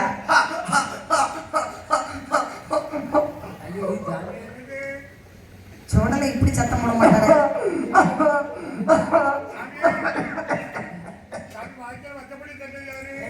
என்ன கேட்டா வாய்க்குள்ள மத்தபடி தட்டாங்களா? நீனா என்ன பார்க்க போறான்னு பாருங்க. ஐயா பசிக்குது ஐயா. என்ன வேண்டும்? உங்க கிட்னியில மட்டும் கொடுத்தீங்கன்னா காலையில வாங்கின சட்னி இருக்கு. 2 கிட்னியுமே ஃபெயிலியரா போயிட்டுமா? 2 கிட்னியும் ஃபெயிலியரா இப்ப எப்படிடா அலையிற? டைல்ஸ் போட்டுருக்கு. டைல்ஸ் போட்டுருக்க மார்பிளா? என்ன என்ன டைல்ஸ் தெரியல உள்ள வச்சு விட்டுருக்காங்க மொத்தத்துல. ஐயா அப்ப இந்த சிலிப்பி குடல் இருந்தா கொடுங்க ஐயா, பசியா இருக்கு. சாப்பிடு சாப்பிடு. ஆ. டேய் ஏய் கிழக்கு பூதம் என்ன உனக்கு என்ன வேண்டும்? நான் வந்துட்டு நீ மாதத்திலே ஒரு கண்ணாடி துளைக்கின்றாயாமே. வந்துட்டு பண்புரேதோ எந்த பண்புரேதம்? ஆமா. மூளை வேணும் ஐயா. மூளை இல்ல வேற என்ன வேணும்? மூளை தான். இந்த பண்புரத்துல உள்ள மூளை தான். அது நீ செத்தாலும் ஆக முடியாது. வேற வேற வேற மூளை தாருங்க. சரி சாப்பிடு போ. ஏய் என்ன நீ கைக்கு விட்டுட்டு எங்க விட்டுருக்கா? உனக்கு என்ன வேண்டும்? ஈரல் வேணும். யார் போய் பால்ல கண்ட விடாத அடிச்சு விடுவேன். உனக்கு என்ன வேண்டும்? கால் வேணும். சாப்பிடு போ. எல்லாரும் சாப்பிடு. எல்லாரும் திருப்தியாப்பா. அப்படி என்று படத்தை வாரி வருகின்ற பேய்களுக்கெல்லாம் இருந்தா கொடுக்கிறார். மிச்ச படத்தைகளை வேலை வாரி போடுகின்றார். சோழதிலே போட்ட பிடம் தொங்கு மாலை ஆகிடுமா? கையிலே சிறந்த பணத்தை கட்டியாக எடுத்தார். வாயிலே கடித்தார். வாயிலெல்லாம் உன்முடியே. என்ன நம்ம சுடலை சிவ சுடலை வெந்த பிணம் இருக்க வேகாத பிணம் எடுத்து சாப்பிடுறார். அவர் செத்த பிணம் இருக்க சாகாத பிணம் இருக்கு. செத்தாதான் பிணம், சாகனா பிணம் இல்ல. எங்க ஊர்ல ஒரு பையன் இறந்து போனா அவனை எரிச்சுக்கிட்டு இருக்காம திடீர்னு நட்ட பார்த்து சிரிக்கான். அது எப்படி இப்படியே சிரிக்காம பார்த்து நட்டமா எழுப்பி சிரிக்க மாட்டான். சில பேர் அல்பாயுசுல போயிருப்பான், ஆசை எதுவுமே நடக்காம போயிருப்பான். அவன் பட்டை வச்சு எரிச்சாலும் அந்த ஆசையில எழும்பி நட்டமான்னு. ஆமா அவன் எழும்பும் போது ஒரு சத்தம் ஒண்ணு வந்துச்சு. அண்ணனை இவன மாதிரி ஒருத்தன் ஒரு கம்ப வச்சுக்கிட்டு போற போலே. ஆமா அந்த ஒரு கம்ப வச்சுட்டு அப்படியே ஒரு இருக்கு இருக்கிறது உள்ள வச்சோன்னு அதோட எரிஞ்சு போயிரும். அப்ப அல்பாயுசுல இருந்தா அப்படித்தானோ? ஆசை எந்த ஆசையுமே நடக்காம போயிட்டான்னா அப்படிதான். சரி சரி சரி சரி. ஆகையினால் பார்த்தார் இந்த சுடலை அப்படி வெந்த பிணமிருக்க வேகாத பெண்ணெடுத்து சாப்பிடுறான்னு சொன்னா பாதி வெந்து வேகாம இருக்கும் போது எந்த ஒரு பொருளும் ருசின்னு சொல்லி இருக்கிறாங்க. ஹோட்டல்ல ஆம்லேட்னு ஒண்ணு போடுவாங்க, பொம்பளைட்னு ஒண்ணு போடுவாங்க. ஆம்லேட்னு ஒண்ணு போடுவாங்க, ஆஃப் ஆயில் ஒண்ணு போடுவாங்க. அதுக்கு பேர் தான் பொம்பளைட்னு சொல்லுவாங்க. அந்த அரை வேக்காடு பொம்பளைட்டு, முழு வேக்காடு ஆம்லேட். இந்த ஆம்லேட் கூட அதிகமா பிடிக்காது. இந்த அரை வேக்காடு பொம்பளைட்டு தான் எல்லாருக்கும் பிடிக்கும். அது சாப்பிட்டா எவ்வளவு டேஸ்டா இருக்கும். சாப்பிட்டா செல்லவங்க நல்ல போதையை போட்டுட்டு போய் ஆஃப் ஆயில் கேட்பாங்களா? எங்க அப்பெல்லாம் என்ன செய்வா தெரியுமா? ஆஃப் ஆயில் கேட்டாலும் சுருட்டி வாயில வைப்பார் பத்தியா, பாதி வாய்க்குள்ள போவோம், பாதி சட்டை பாக்கெட்டுக்குள்ள போயிடும். மிச்சத்தை நாளைக்கு பார்த்து இருந்தா பார்த்துக்கலாம். நீ வெந்த பிணம் இறக்க வேகாத பிணம் எடுத்தார். சுட்ட பிணம் இருக்க சுடலை சூடேறா பிணம் எடுத்தார். கடைக்கால் எலும்புகளை முட்டாக்கால் எலும்புகளை அப்படி ரசித்து ருசித்து சாப்பிடுறார் அவர் சுடலை. படத்தை சாப்பிட்டு முடித்தவர் பசி அடங்கியது. நேர தில்லை மரத்தை விட்டு புறப்படுகிறார். நேர கைலாச மலைக்கு வந்தார். அவருடைய தொட்டிலே வந்து சிறு குழந்தை போல் படுத்துக்கிட்டார். படுத்ததான் படுத்தார, வயிறு நிறைஞ்சு போச்சு, பேசாம கொஞ்ச நேரம் படுத்து தூங்கலாம்ல. பார்த்தரங்கி சுடலை கைலாச மலையில தொட்டில வந்து படுத்துக்கிட்டு போடுறாரு சத்தம். ஏன்னா நம்ம பேசாம படுத்துறதா நம்ம அம்மாவுக்கு நம்ம மேல சந்தேகம் வரும். இவனுக்கு ஏன் இன்னும் பசிக்கல, இவன் ஏன் அழாம இருக்கிறான் அப்படின்னு யோசனை பண்ணாங்கன்னா, இப்போ ஒரு பிள்ளை பசிக்காம அழாம இருந்தாலும் தாய் என்ன செய்வாங்க? ஏதோ பிள்ளைக்கு மாண்டு முடிச்சிட்டு போலுக்கு அப்படின்னு சுக்கி இஞ்சி அரைச்சி பிள்ளை வாக்குக்குள்ளயும் மூக்குக்குள்ளயும் ஊதி விட்டுருவாங்க. வயிற்றுல ஒரு எசரை எடுத்தாலும் பாப்பாங்க. எசரையா படம் எடுத்து பாப்பாவில்ல. உனக்கு தான் மாசிக்கு 2 எடுக்கிறியா, அப்புறம் என்ன பேர் தெரிய மாட்டேங்குது. எங்க பாட்டி சோம்பல டாக்டர் நெஞ்சில போட்டா பிடிச்சாரு. பார்த்துட்டு சொல்லிட்டாரு, இனிமேலும் ஒண்ணும் பண்ண முடியாது பாட்டி.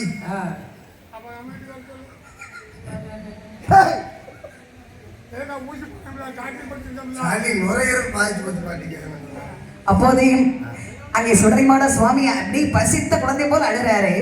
இந்த குரல் ஓசை யாருடைய காதில் கேட்கிறது? அங்கே பார்வதி அம்மன் இருக்காங்க, சிவபூஜைக்கு போயிருந்தாங்களா? ஆண்டவருடைய வழியில வந்திருக்கக்கூடிய அம்மை பார்வதி காதில் கேட்கிறது. பாலகன் கண்பிடித்து விட்டானே என்று ஓடோடி வந்த அம்மை என்ன செய்யவாருங்க? பலகனை தானே எடுத்து தானே பார்வதியால் பார்க்கும்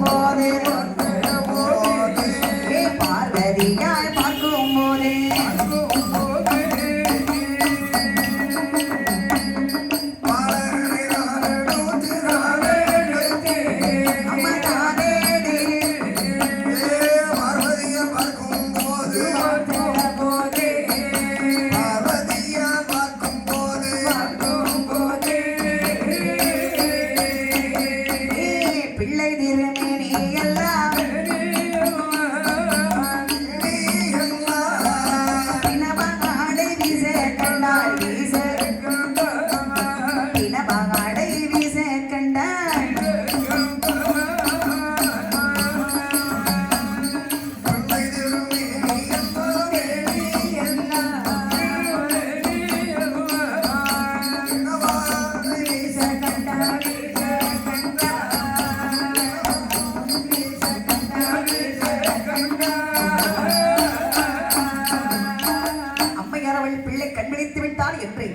ஓடோடி வந்தாள். ஆமா.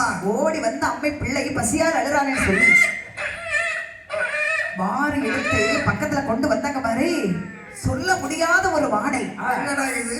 என்ன வாடை வீசுறான். குழந்தை மீது அத்தர் சப்பாது சாந்து சந்தனம் நைட் குயின் சென்ட்லாம் போட்டவன். நைட் குயின் செட் போட்டியா? அது நைட்டு மட்டும்தான் மணக்கும். அதான் அதுக்கு பேர் நைட் குயின். சொல்லி கொடுத்தது யாரடா உனக்கு? நீங்க தான். அதனால எல்லாம் போட்டு வச்சுதான் போனீங்க. குழந்தை பேட்ஸ்மேன் அடிக்குது. இவன் மேல இப்படி ஒரு வாடை எப்படி வந்தது? முதல்ல இது என்னன்னு கண்டுபிடிக்கணும். ஏன்னா பச்சில குழந்தை, தொட்டில பிணத்திருக்கக்கூடிய ஒரு குழந்தை தில்லைவனம் சென்று பிணத்தை சாப்பிட்டு வந்திருப்பான். எந்த ஒரு தாயாவது யோசிக்க முடியுமா? யாராவது நம்ப முடியுமா? போவான் பையன் இருக்கான். சொன்னா சண்டைக்கு ஒரு ஏறி இருக்கு. சொல்லு. உன் பையன் சின்ன பையன். ஆமா. ஒரு பிள்ளைய கூட்டு வாடிட்டான்னா உன்னால நம்ப முடியுமா? அவனுக்கு திறமை இருக்கும். ஒரு பிள்ளை எத்தனை பிள்ளைய கூட்டிட்டு போயிட்டு போறான். உனக்கு அது தகுதி இல்லை, சும்மா இரு. அவன் கூட்டிட்டு போறதுல உனக்கு என்ன பிரச்சனை? வீட்டுல இருக்கிறதுல அப்பதானே எல்லாரும் அப்பாவும் வாடி ஒரு பிள்ளைய கூட்டு. ஆமா. கடவுளே அதை 2-3 பிள்ளை பத்தி பிள்ளைய கூட்டு வாடி. இதெல்லாம் இப்ப சர்வ சாதாரணமாயி போச்சுடா. பொண்ணு கிடைக்க மாட்டேங்க. அப்படியாவது கூட்டிட்டு போட்டு நிறைய வீட்டுல நினைக்கிறாங்க. நம்ப முடியாத விஷயத்த ஒரு பிள்ளை பண்ணும் போது எந்த தாயாலையும் வந்து ஜீர்ணிக்க முடியாது. ஆமா. அப்ப என் பார்வதி பாக்குறாங்க, இந்த குழந்தை சின்ன குழந்தை எப்படி இது அப்படி என்று உடனே ஆண்டவனுக்கு தெரியப்படுத்த சொல்லி அம்மை பார்வதி ஆண்டவனிடத்தில் வருகிறார். இந்த மாதிரி பிள்ளைனா சுவாமி. பார்வதி சும்மா சுவாமி சுவாமின்னு இருக்கக்கூடாது. இறைவா, என்னைக்கு 5 பிள்ளை பத்தி அதோட உன் வரலாறு முடிஞ்சு போச்சுன்னு. அப்போ உங்களுக்கு 5 பிள்ளை தானே, உங்க வரலாறு முடிஞ்சு போச்சு. நான் இன்னைக்கு நாளைக்கு கல்யாணம் முடிச்சாலும் புது மாப்பிள்ளை. நீ இன்னொரு கல்யாணம் முடிக்க முடியுமா? நானும் 5 பிள்ளையும் பெத்தெடுக்கலையே. ஒவ்வொன்றும் பிறவிதான் செஞ்சிருக்கா. அதெல்லாம் எனக்கு நீ எப்படி பிறந்த? அவர் தாமரை மலர்ல பிறந்தாரு. நீ எப்படி பிறந்த? சரி, எதுவுமே சொல்லாத ரொம்ப சந்தோஷம். எதுவுமே கேட்க மாட்டேன்னு நல்ல வேலை. பார்வதி, என்ன நடந்து போச்சுன்னு இப்ப சண்டைக்கு வந்து சொல்லு. இப்போ உங்ககிட்ட நான் ஒரு குழந்தை வரம் கேட்டேன். ஒரு முண்டத்தை படைச்சு கொடுத்தீங்க. அடுத்த முறையிட்டேன் சுவாமி, குழந்தையாக படைத்து கொடுத்தீர்கள். இப்ப அவங்கிட்ட போங்கல. என்னாச்சு? ஒரே மாட பெணமாட வீசுறா சுவாமி. நம்ம மகன் மாயாண்டியை கூப்பிட்டு பேசுவோமா? பாருங்க, அவன் எங்க போனா என்ன சாப்பிட்டான்னு உடனே கூப்பிட்டு கேட்கணும். அவனை இப்படியே விடக்கூடாது. அவனை கூப்பிட்டு கேள்வி கேட்டா அவன் வித்தியாசமா பதில் சொல்றாங்க. நீங்க கூப்பிடுங்க, அவன் இப்ப வருவான் பாருங்க. என் மகனே மாயாண்டி சுடலை. என்னப்பா? என்னப்பா? வாடா. என்ன? இங்க வா. என்ன? நேற்று ராத்திரி எங்க போனா? சுடுகாட்டுக்கு போனப்பா. சுடுகாட்டுல எதுக்கு போனா? அங்க பிரேதம் வந்துட்டு இருந்துச்சு. சாப்பிட போனேன். அப்பா, அம்மா கொடுத்தப்பால் அறவயிறு நிறையவில்லையப்பா. சுடுகாட்டுக்கு சென்றேனப்பா. சுட்ட பிணங்களை எல்லாம் திட்டேனப்பா. ஐயாரம் சென்றேனப்பா. மாண்ட பிணங்களை சாப்பிட்டேன். சுடல அப்பா, இது நியாயம் தானடா? இந்த கைலாசமலை சைவ கைலாசமலை. ஒரே பாயாசம், பச்சரிசி, பருப்பு, வெறுப்பு, ரசம், விஷம். நீ தில்லைவனம் சென்று மாமிசத்தை அருந்தி வந்திருக்கின்றாயே, இது சரிதானா? எனக்கு என்ன பிடிக்கும் தெரியுமா? என்ன பிடிக்கும்? ஓடுறது, உட்கார்றது, தாவறது, நீந்துறது, ஒரு இந்த மாதிரி ஐட்டம் எனக்கு பிடிக்கும். இந்த பாரு, அதெல்லாம் உனக்கு பிடிக்கட்டும். ஆனா ஒண்ணு இந்த கைலாச மலையில வைக்க முடியாது. அப்படின்னா எங்க போனோம்? உனக்கும் எனக்கும் இந்த கைலாச மலையில நாங்க சைவம், நீ அசைவம். நீங்க இருக்க முடியாது. உடனே பூலகம் புறப்படு. சொத்தை பிரிச்சு போடும். யார் சொத்தை யாரோட பிரிச்சு போடுறது? சொத்தை பிள்ளை கேட்கறதுக்கு உரிமை இருக்கு. அதுக்காக சொத்தை எப்படி பிரிச்சு போடணுங்கிற? கைலாச மலை இருக்குல்ல, 2ஆ போடும். 2ஆ போட்டா எனக்கு ஏற்கனவே 4 பேர் இருக்கிறாங்க. என்னோட சேர்த்து 5, உங்க அம்மாவோட சேர்த்து 6, உன்னோட சேர்த்து 7. மூத்த மகன் அண்ணன் பாக்குறதுக்கு தான் அப்படி இருக்கான். பிள்ளையார் பெட்டியில ஒரு பெரிய கோட்டையை கட்டி இருக்கான். ஆமா. உச்சி பிள்ளையார் திருச்சியில ஒரு பெரிய மலைக்கே சொந்தக்காரனா இருக்கான். ஆமா. 2வது முருகன் 2 பொண்டாட்டி 1க்கு 2 கட்டி. அவன் 6 படை வீடு வச்சதுக்கான 7வது படை வீடா மருதமலையை வச்சுக்கிட்டு இருக்கான். 7வது 8வது வள்ளி கோகை கொண்டு கட்டினா பெட்டிஷன் கொடுத்து கோகை அடிச்சாச்சு. இப்போ திருச்செந்தூர் கடற்கரையா அவனுக்கு தான். 3வது சித்திரமுத்திர நயனாரு, அவன் மேலவத்தையும் பிடிச்சுக்கிட்டான். 4வது சூரியன் அகிலத்தை சுத்தி வரான். ஆமா. எனக்கு என்னத்தை சேர்த்து வச்சிய பாருடா, எத்தனைதான் அவன் கோட்டை கட்டி வச்சாலும் அப்பா அம்மா சொத்துன்னு ஒண்ணு இருக்குல்ல. பண்ணை சொத்து. பண்ணை சொத்துல ஒரு அடி நிலம் தர மாட்டேன். அதனால கைலாச மலையை பங்கு வைக்கிறதெல்லாம் என் காலத்துக்கு பிறகுதான். அக்கா தங்கச்சி, நான் ஒரே பையன், எங்க அக்கா தங்கச்சி 7 பேரு. எல்லாருக்கும் சொத்தை பிரிச்சு கொடுத்துட்டேன். எத்தனை செட் வேணும்? மொத்தம் 7 சென்ட் நிலம் பத்துக்கிடுங்க. 7 அக்கா தங்கச்சி பிரிச்சு கொடுத்துட்டியா? ஆமா, நான் தெருவில் நிற்கேன். 7 பேரும் 7 சென்ட் நிலத்துல ஒத்த காலில் நிற்கானுவேன். சரி, என்ன பிரிச்சு கொடுத்தா அவன் எல்லாருக்கும் ஒதுக்கி கொடுத்துட்டேன். உங்க அப்பனுக்கு நீனும் உன் தங்கச்சிக்கு தானே கேள்விப்பட்ட ஏழக்கா இருக்கிறதா? அது எனக்கு சித்தி பிள்ளைகள் பெரியமா பிள்ளை எனக்கு அப்பாவுக்கு மூத்த கொண்டாட்டி ரெண்டாவது கொண்டாட்டி இருக்காங்க. அப்படி குடும்பம் பெருசு என்ன? பெரிய குடும்பத்தை உண்டாக்கி வச்சிருக்காங்க. சரி இருக்கட்டும். இங்க பாருங்கப்பா, ஒரு கைலாச மலை எனக்கு இப்போ பிரிச்சு போட முடியுமா? முடியாது. இந்த பாருடா, கைலாச மலை பங்கு வைக்கிறதுலாம் என் காலத்துக்கு பிறகுதான். அப்ப நீங்க என்னை சாமிய? ஆண்டவனுக்கு இறப்பு உண்டா? கிடையாது. இறப்பு பிறப்பு இல்லாத கடவுள் சிவபெருமான். ஆகையினால கைலாச மலை பங்கு வைக்கிறதெல்லாம் கிடையாது. அதை என் காலத்து பிற பார்த்துக்கலாம். அப்படின்னா பூலோகம் போக வேண்டுமானால் எனக்கு மரம் வேண்டும் அப்பா. உனக்கு என்ன வரங்கள் வேணுமோ அதை பெற்றுக்கொண்டு நீ பூலோகம் கேளு. உனக்கு என்ன வர வேண்டும் கேளு. எந்த உடனே நமது சிவ சுடலை மாடசுவாமி ஆண்டவனை பார்த்து கேட்கிறார். அப்பா, நான் பூலகம் செல்ல வேண்டுமே, ஆனால் என்ன வரங்கள் எனக்கு வேணும் தெரியுமா? கொல்ல வேறம் மெல்ல வேறம் அழிக்க வேறம் அழிக்க வேறம்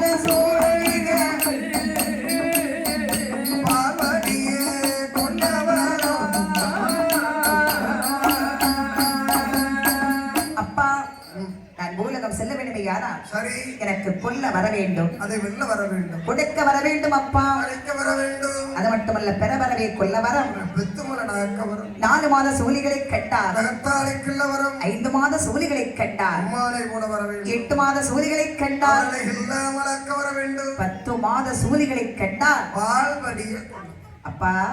இத்தனை வரமும் முதலாவது எனக்கு நீங்க கொடுக்கணும். மகனே மாயண்ணி, நீ கேட்கிற வரம் சரிதானா? ஏன்பா? ஏடனை கொன்பதற்கும் வெல்வதற்கும் அரங்கிருக்கின்றாயே. ஆஹா, கனகபுரம் ஊர் இருக்கு. ஆமா. இங்க இருக்கக்கூடிய தெய்வம் எல்லாத்தையும் நல்லா காத்து வந்தா தான் கொடை கொடுப்பாங்க. அவர்களை அழைத்து வந்தா கொடை கொடுப்பார்களா? அப்பா, கொள்வதற்கும் வெல்வதற்கும் பாலிகளை சூழிகளை பச்சை புள்ள தாத்திகளை அடிப்பதற்கு அரங்கிருக்கின்றாயே. எப்படி உனக்கு கொடை கொடுப்பார்கள்? அப்பா, இந்த சொடலை எப்படிப்பட்டவன் தெரியுமா? நம்பினவருக்கு நடராஜன், நம்பாதவருக்கு உயிரிழக்கக்கூடிய மராஜன். அப்பா, ஏன் இவ்வளவு ஆக்ரோஷமா இருக்கிற? என்னை நம்பி வரக்கூடிய மக்களுக்கு நான் நல்லதை மட்டுமே செய்வேன். நம்பி வராதவர்களுக்கு, ஆனா எவன் ஒருவன் என்னை ஏளனமா பேசுறானோ, இவன் ஒரு சுடலையா, இவன்லாம் ஒரு தெய்வமா, இவன்லாம் மாடனா, சில பேர் நான் ஆடி வரும்போது சிரிக்கிறான். அவன் கொடலை உருவி என் வீட்டுல படலையே போட்டுருமே இந்த சொடலை. சாமி ஆடும்போது அப்படிலாம் சிரிக்க கூடாது. ஏன்னா அது ஒரு தெய்வத்துக்கு பொதுவா பாருங்க, மரியாதை கொடுக்கணும். ஒரு சாமி ஆடுறவங்களுக்கு தான் தெரியும் அதில் உள்ள கஷ்டத்தை மடக்கி பிடிச்சி என்னென்ன பிரச்சனை இருந்தாலும் அவங்கவுங்க அதை பாதுகாப்பா வச்சு கொண்டு வருவாங்க. நான் பாருங்க, எந்த கோயிலுக்கு போனாலும் 15 நிமிஷம் நின்று சாமி கும்பிடுவேன். ஏன்னா நம்ம சாமி தான் சாமி இல்லை. எந்த ஊருக்கு முன்பாட்டு போனாலும் எல்லா தெய்வமும் ஒரு நமக்கு தெய்வம் தான். எந்த தெய்வமா இருந்தாலும் மதிச்சு ஒரு சாமியாடி வந்து திருநீர் கொடுத்தாலும் பணிவா அப்படி இருந்தா தான் நம்மளை நல்லா வைப்பாங்க. ஆகையினால் பார்த்தாரங்க சுடலை அப்பா, நம்பினவருக்கு நடராஜன், நம்பாதவர்களுக்கு உயிரிழக்கக்கூடிய யுவராஜன் அப்பா. அது மட்டுமல்ல, மேலும் எனக்கு என்ன வர வேண்டும் தெரியுமா? ஆணை வந்தா கொழுத்தவரா,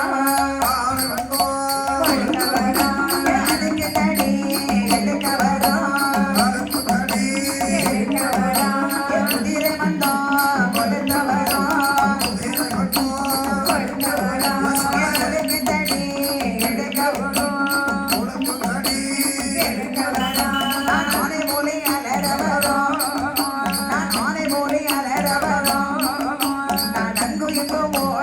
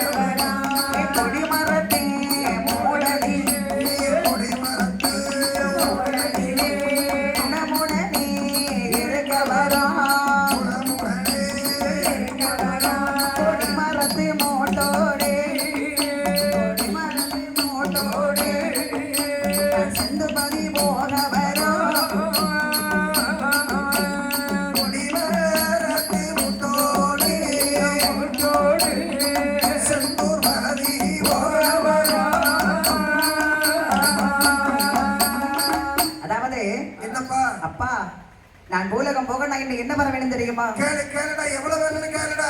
ஆனை வந்தம் கொளுத்தவரம், அதை அணைக்கி குதிரை வந்தம் கொளுத்தவரம், உடுக்கியாடவரம். அது மட்டுமல்ல, எந்த எந்த கொடிமரத்தை கண்டாலும் இந்த சிவ சுடலை அதில் அமர்ந்து ஒரு பூஜை வாங்க வர வேண்டும் அப்பா. ஒவ்வொரு தேசிய கொடி கம்பத்தில இருந்து நீ சனகன மனகதி கீழே விழுந்தா என்ன கதி இருக்குமாடா? தேசிய கொடியில போய் உட்கார்ந்தா வருஷத்துக்கு ஒரு நாள் ஒரே ஒரு முட்டாய் கொடுப்பாங்க. இப்ப லட்டா மாத்தியாச்சு. அந்த லட்டெல்லாம் எனக்கு தேவையில்லை அப்பா. எந்த எந்த கோவிலில் கொடிமரங்கள் இருக்கிறதோ சரி, கொடிமரம் இருந்தாலே இந்த சுடலை அதுல இருக்கணும். உடனடியாக சென்று அதில் அமர்வாய் அந்த வரத்தை கொடுத்து கொடிமரத்தை மூட்டோட செந்தூர்வதி போக வர வேண்டும் அப்பா. ஏன்டா என் மகனே? ஏன்பா? திருச்செந்தூர்ல இருக்கக்கூடியவர் சைவ கடவுள் முருகன். ஆமா. நீயோ அசைவ கடவுள் சுடலை. சைவமும் அசைவமும் எப்படி செட் ஆகும்? அப்பா அவன் கோட்டைக்குள்ள வச்சு எனக்கு பூஜை கொடுக்க மாட்டான் தெரியும். வேற ஆகினால அவன் கோட்டைக்கு வெளியே ஏதாவது அவன் தேரடி இருக்கு பாத்தீங்களா? திருச்செந்தூர் மகேசக்கா, திருச்செந்தூர்ல தேர் எங்க இருக்கு?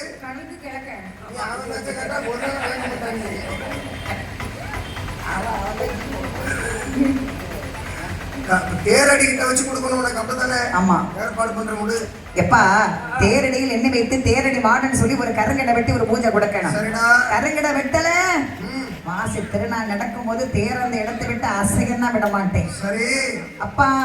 அது மட்டும் இல்லையப்பா, கைலாச மலை விட்டு நான் பூலகம் செல்ல வேண்டுமே, ஆனா நான் தன்னம் தனிமையாக செல்ல முடியாது. எனக்கு என்று தம்பிமார்கள் வேண்டும். தம்பிமார்கள் வேண்டுமா? தாய்மார்கள் வேண்டும். உடனே பிறவி செஞ்சு விடுங்கப்பா. அப்பா தேவாதி தேவக்கடை உடனடியாக வந்து இந்த சுடலை மாடன்மார்களுக்கு தம்பிமார்களை பிறவிச்சுவீர்களப்பா. அப்படி என்று சொன்ன உடனே ஆகட்டும் என்று தெய்வாட்கள் சொல்றாங்க. ஐயா, மாடன்மாரை பிறவி செய்ய விடுவானால் எங்களாலே மாடன்மாரை பிறவி செய்ய முடியாது.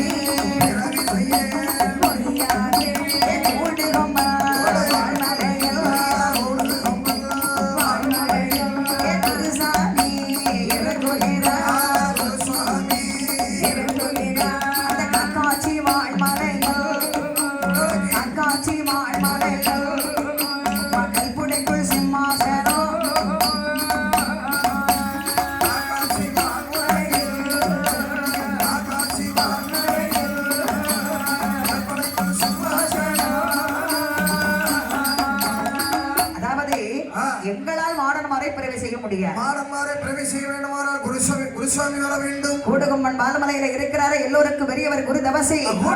குருசாமி என்ன அவர் வந்தாத்தான் மாடன்மாரை பிறவி செய்ய முடியும். ஆனா கூட்டெல்லாம் உடனே வரமாட்டார். அவர் மேலதாளம் வைத்து மரியாதையா கூட்டாதான் வருவாரு. ஆமா, சும்மா போன வந்தா வாங்கல வரமாட்டாரு. அப்படி எந்த அழகாக மேல தாளங்களோடு குருதவசி ஆனவரை அழகாக அழைத்து வருகின்றார். கைலாசமரை கலைத்து வந்த உடனே அங்க என்ன பாருங்கள், குருதவசி ஆனவர் ஆண்டவர் சொல்லிக்கிறாங்க.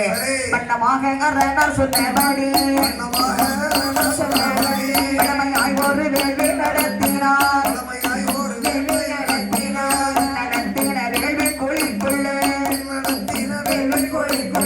உலகம் தெய்வார்கள் கூடி வளர்ப்பாரா, கூடி வளர்ப்பாரா.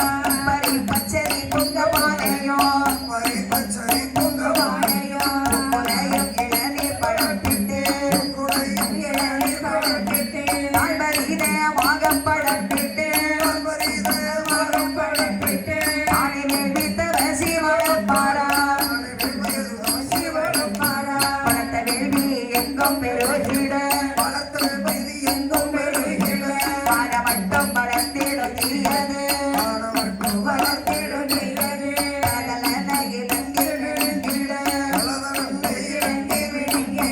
சடையாமல் சிவன் வந்து சேவித்த ஒரு வானது திருமணத்தை உருவந்து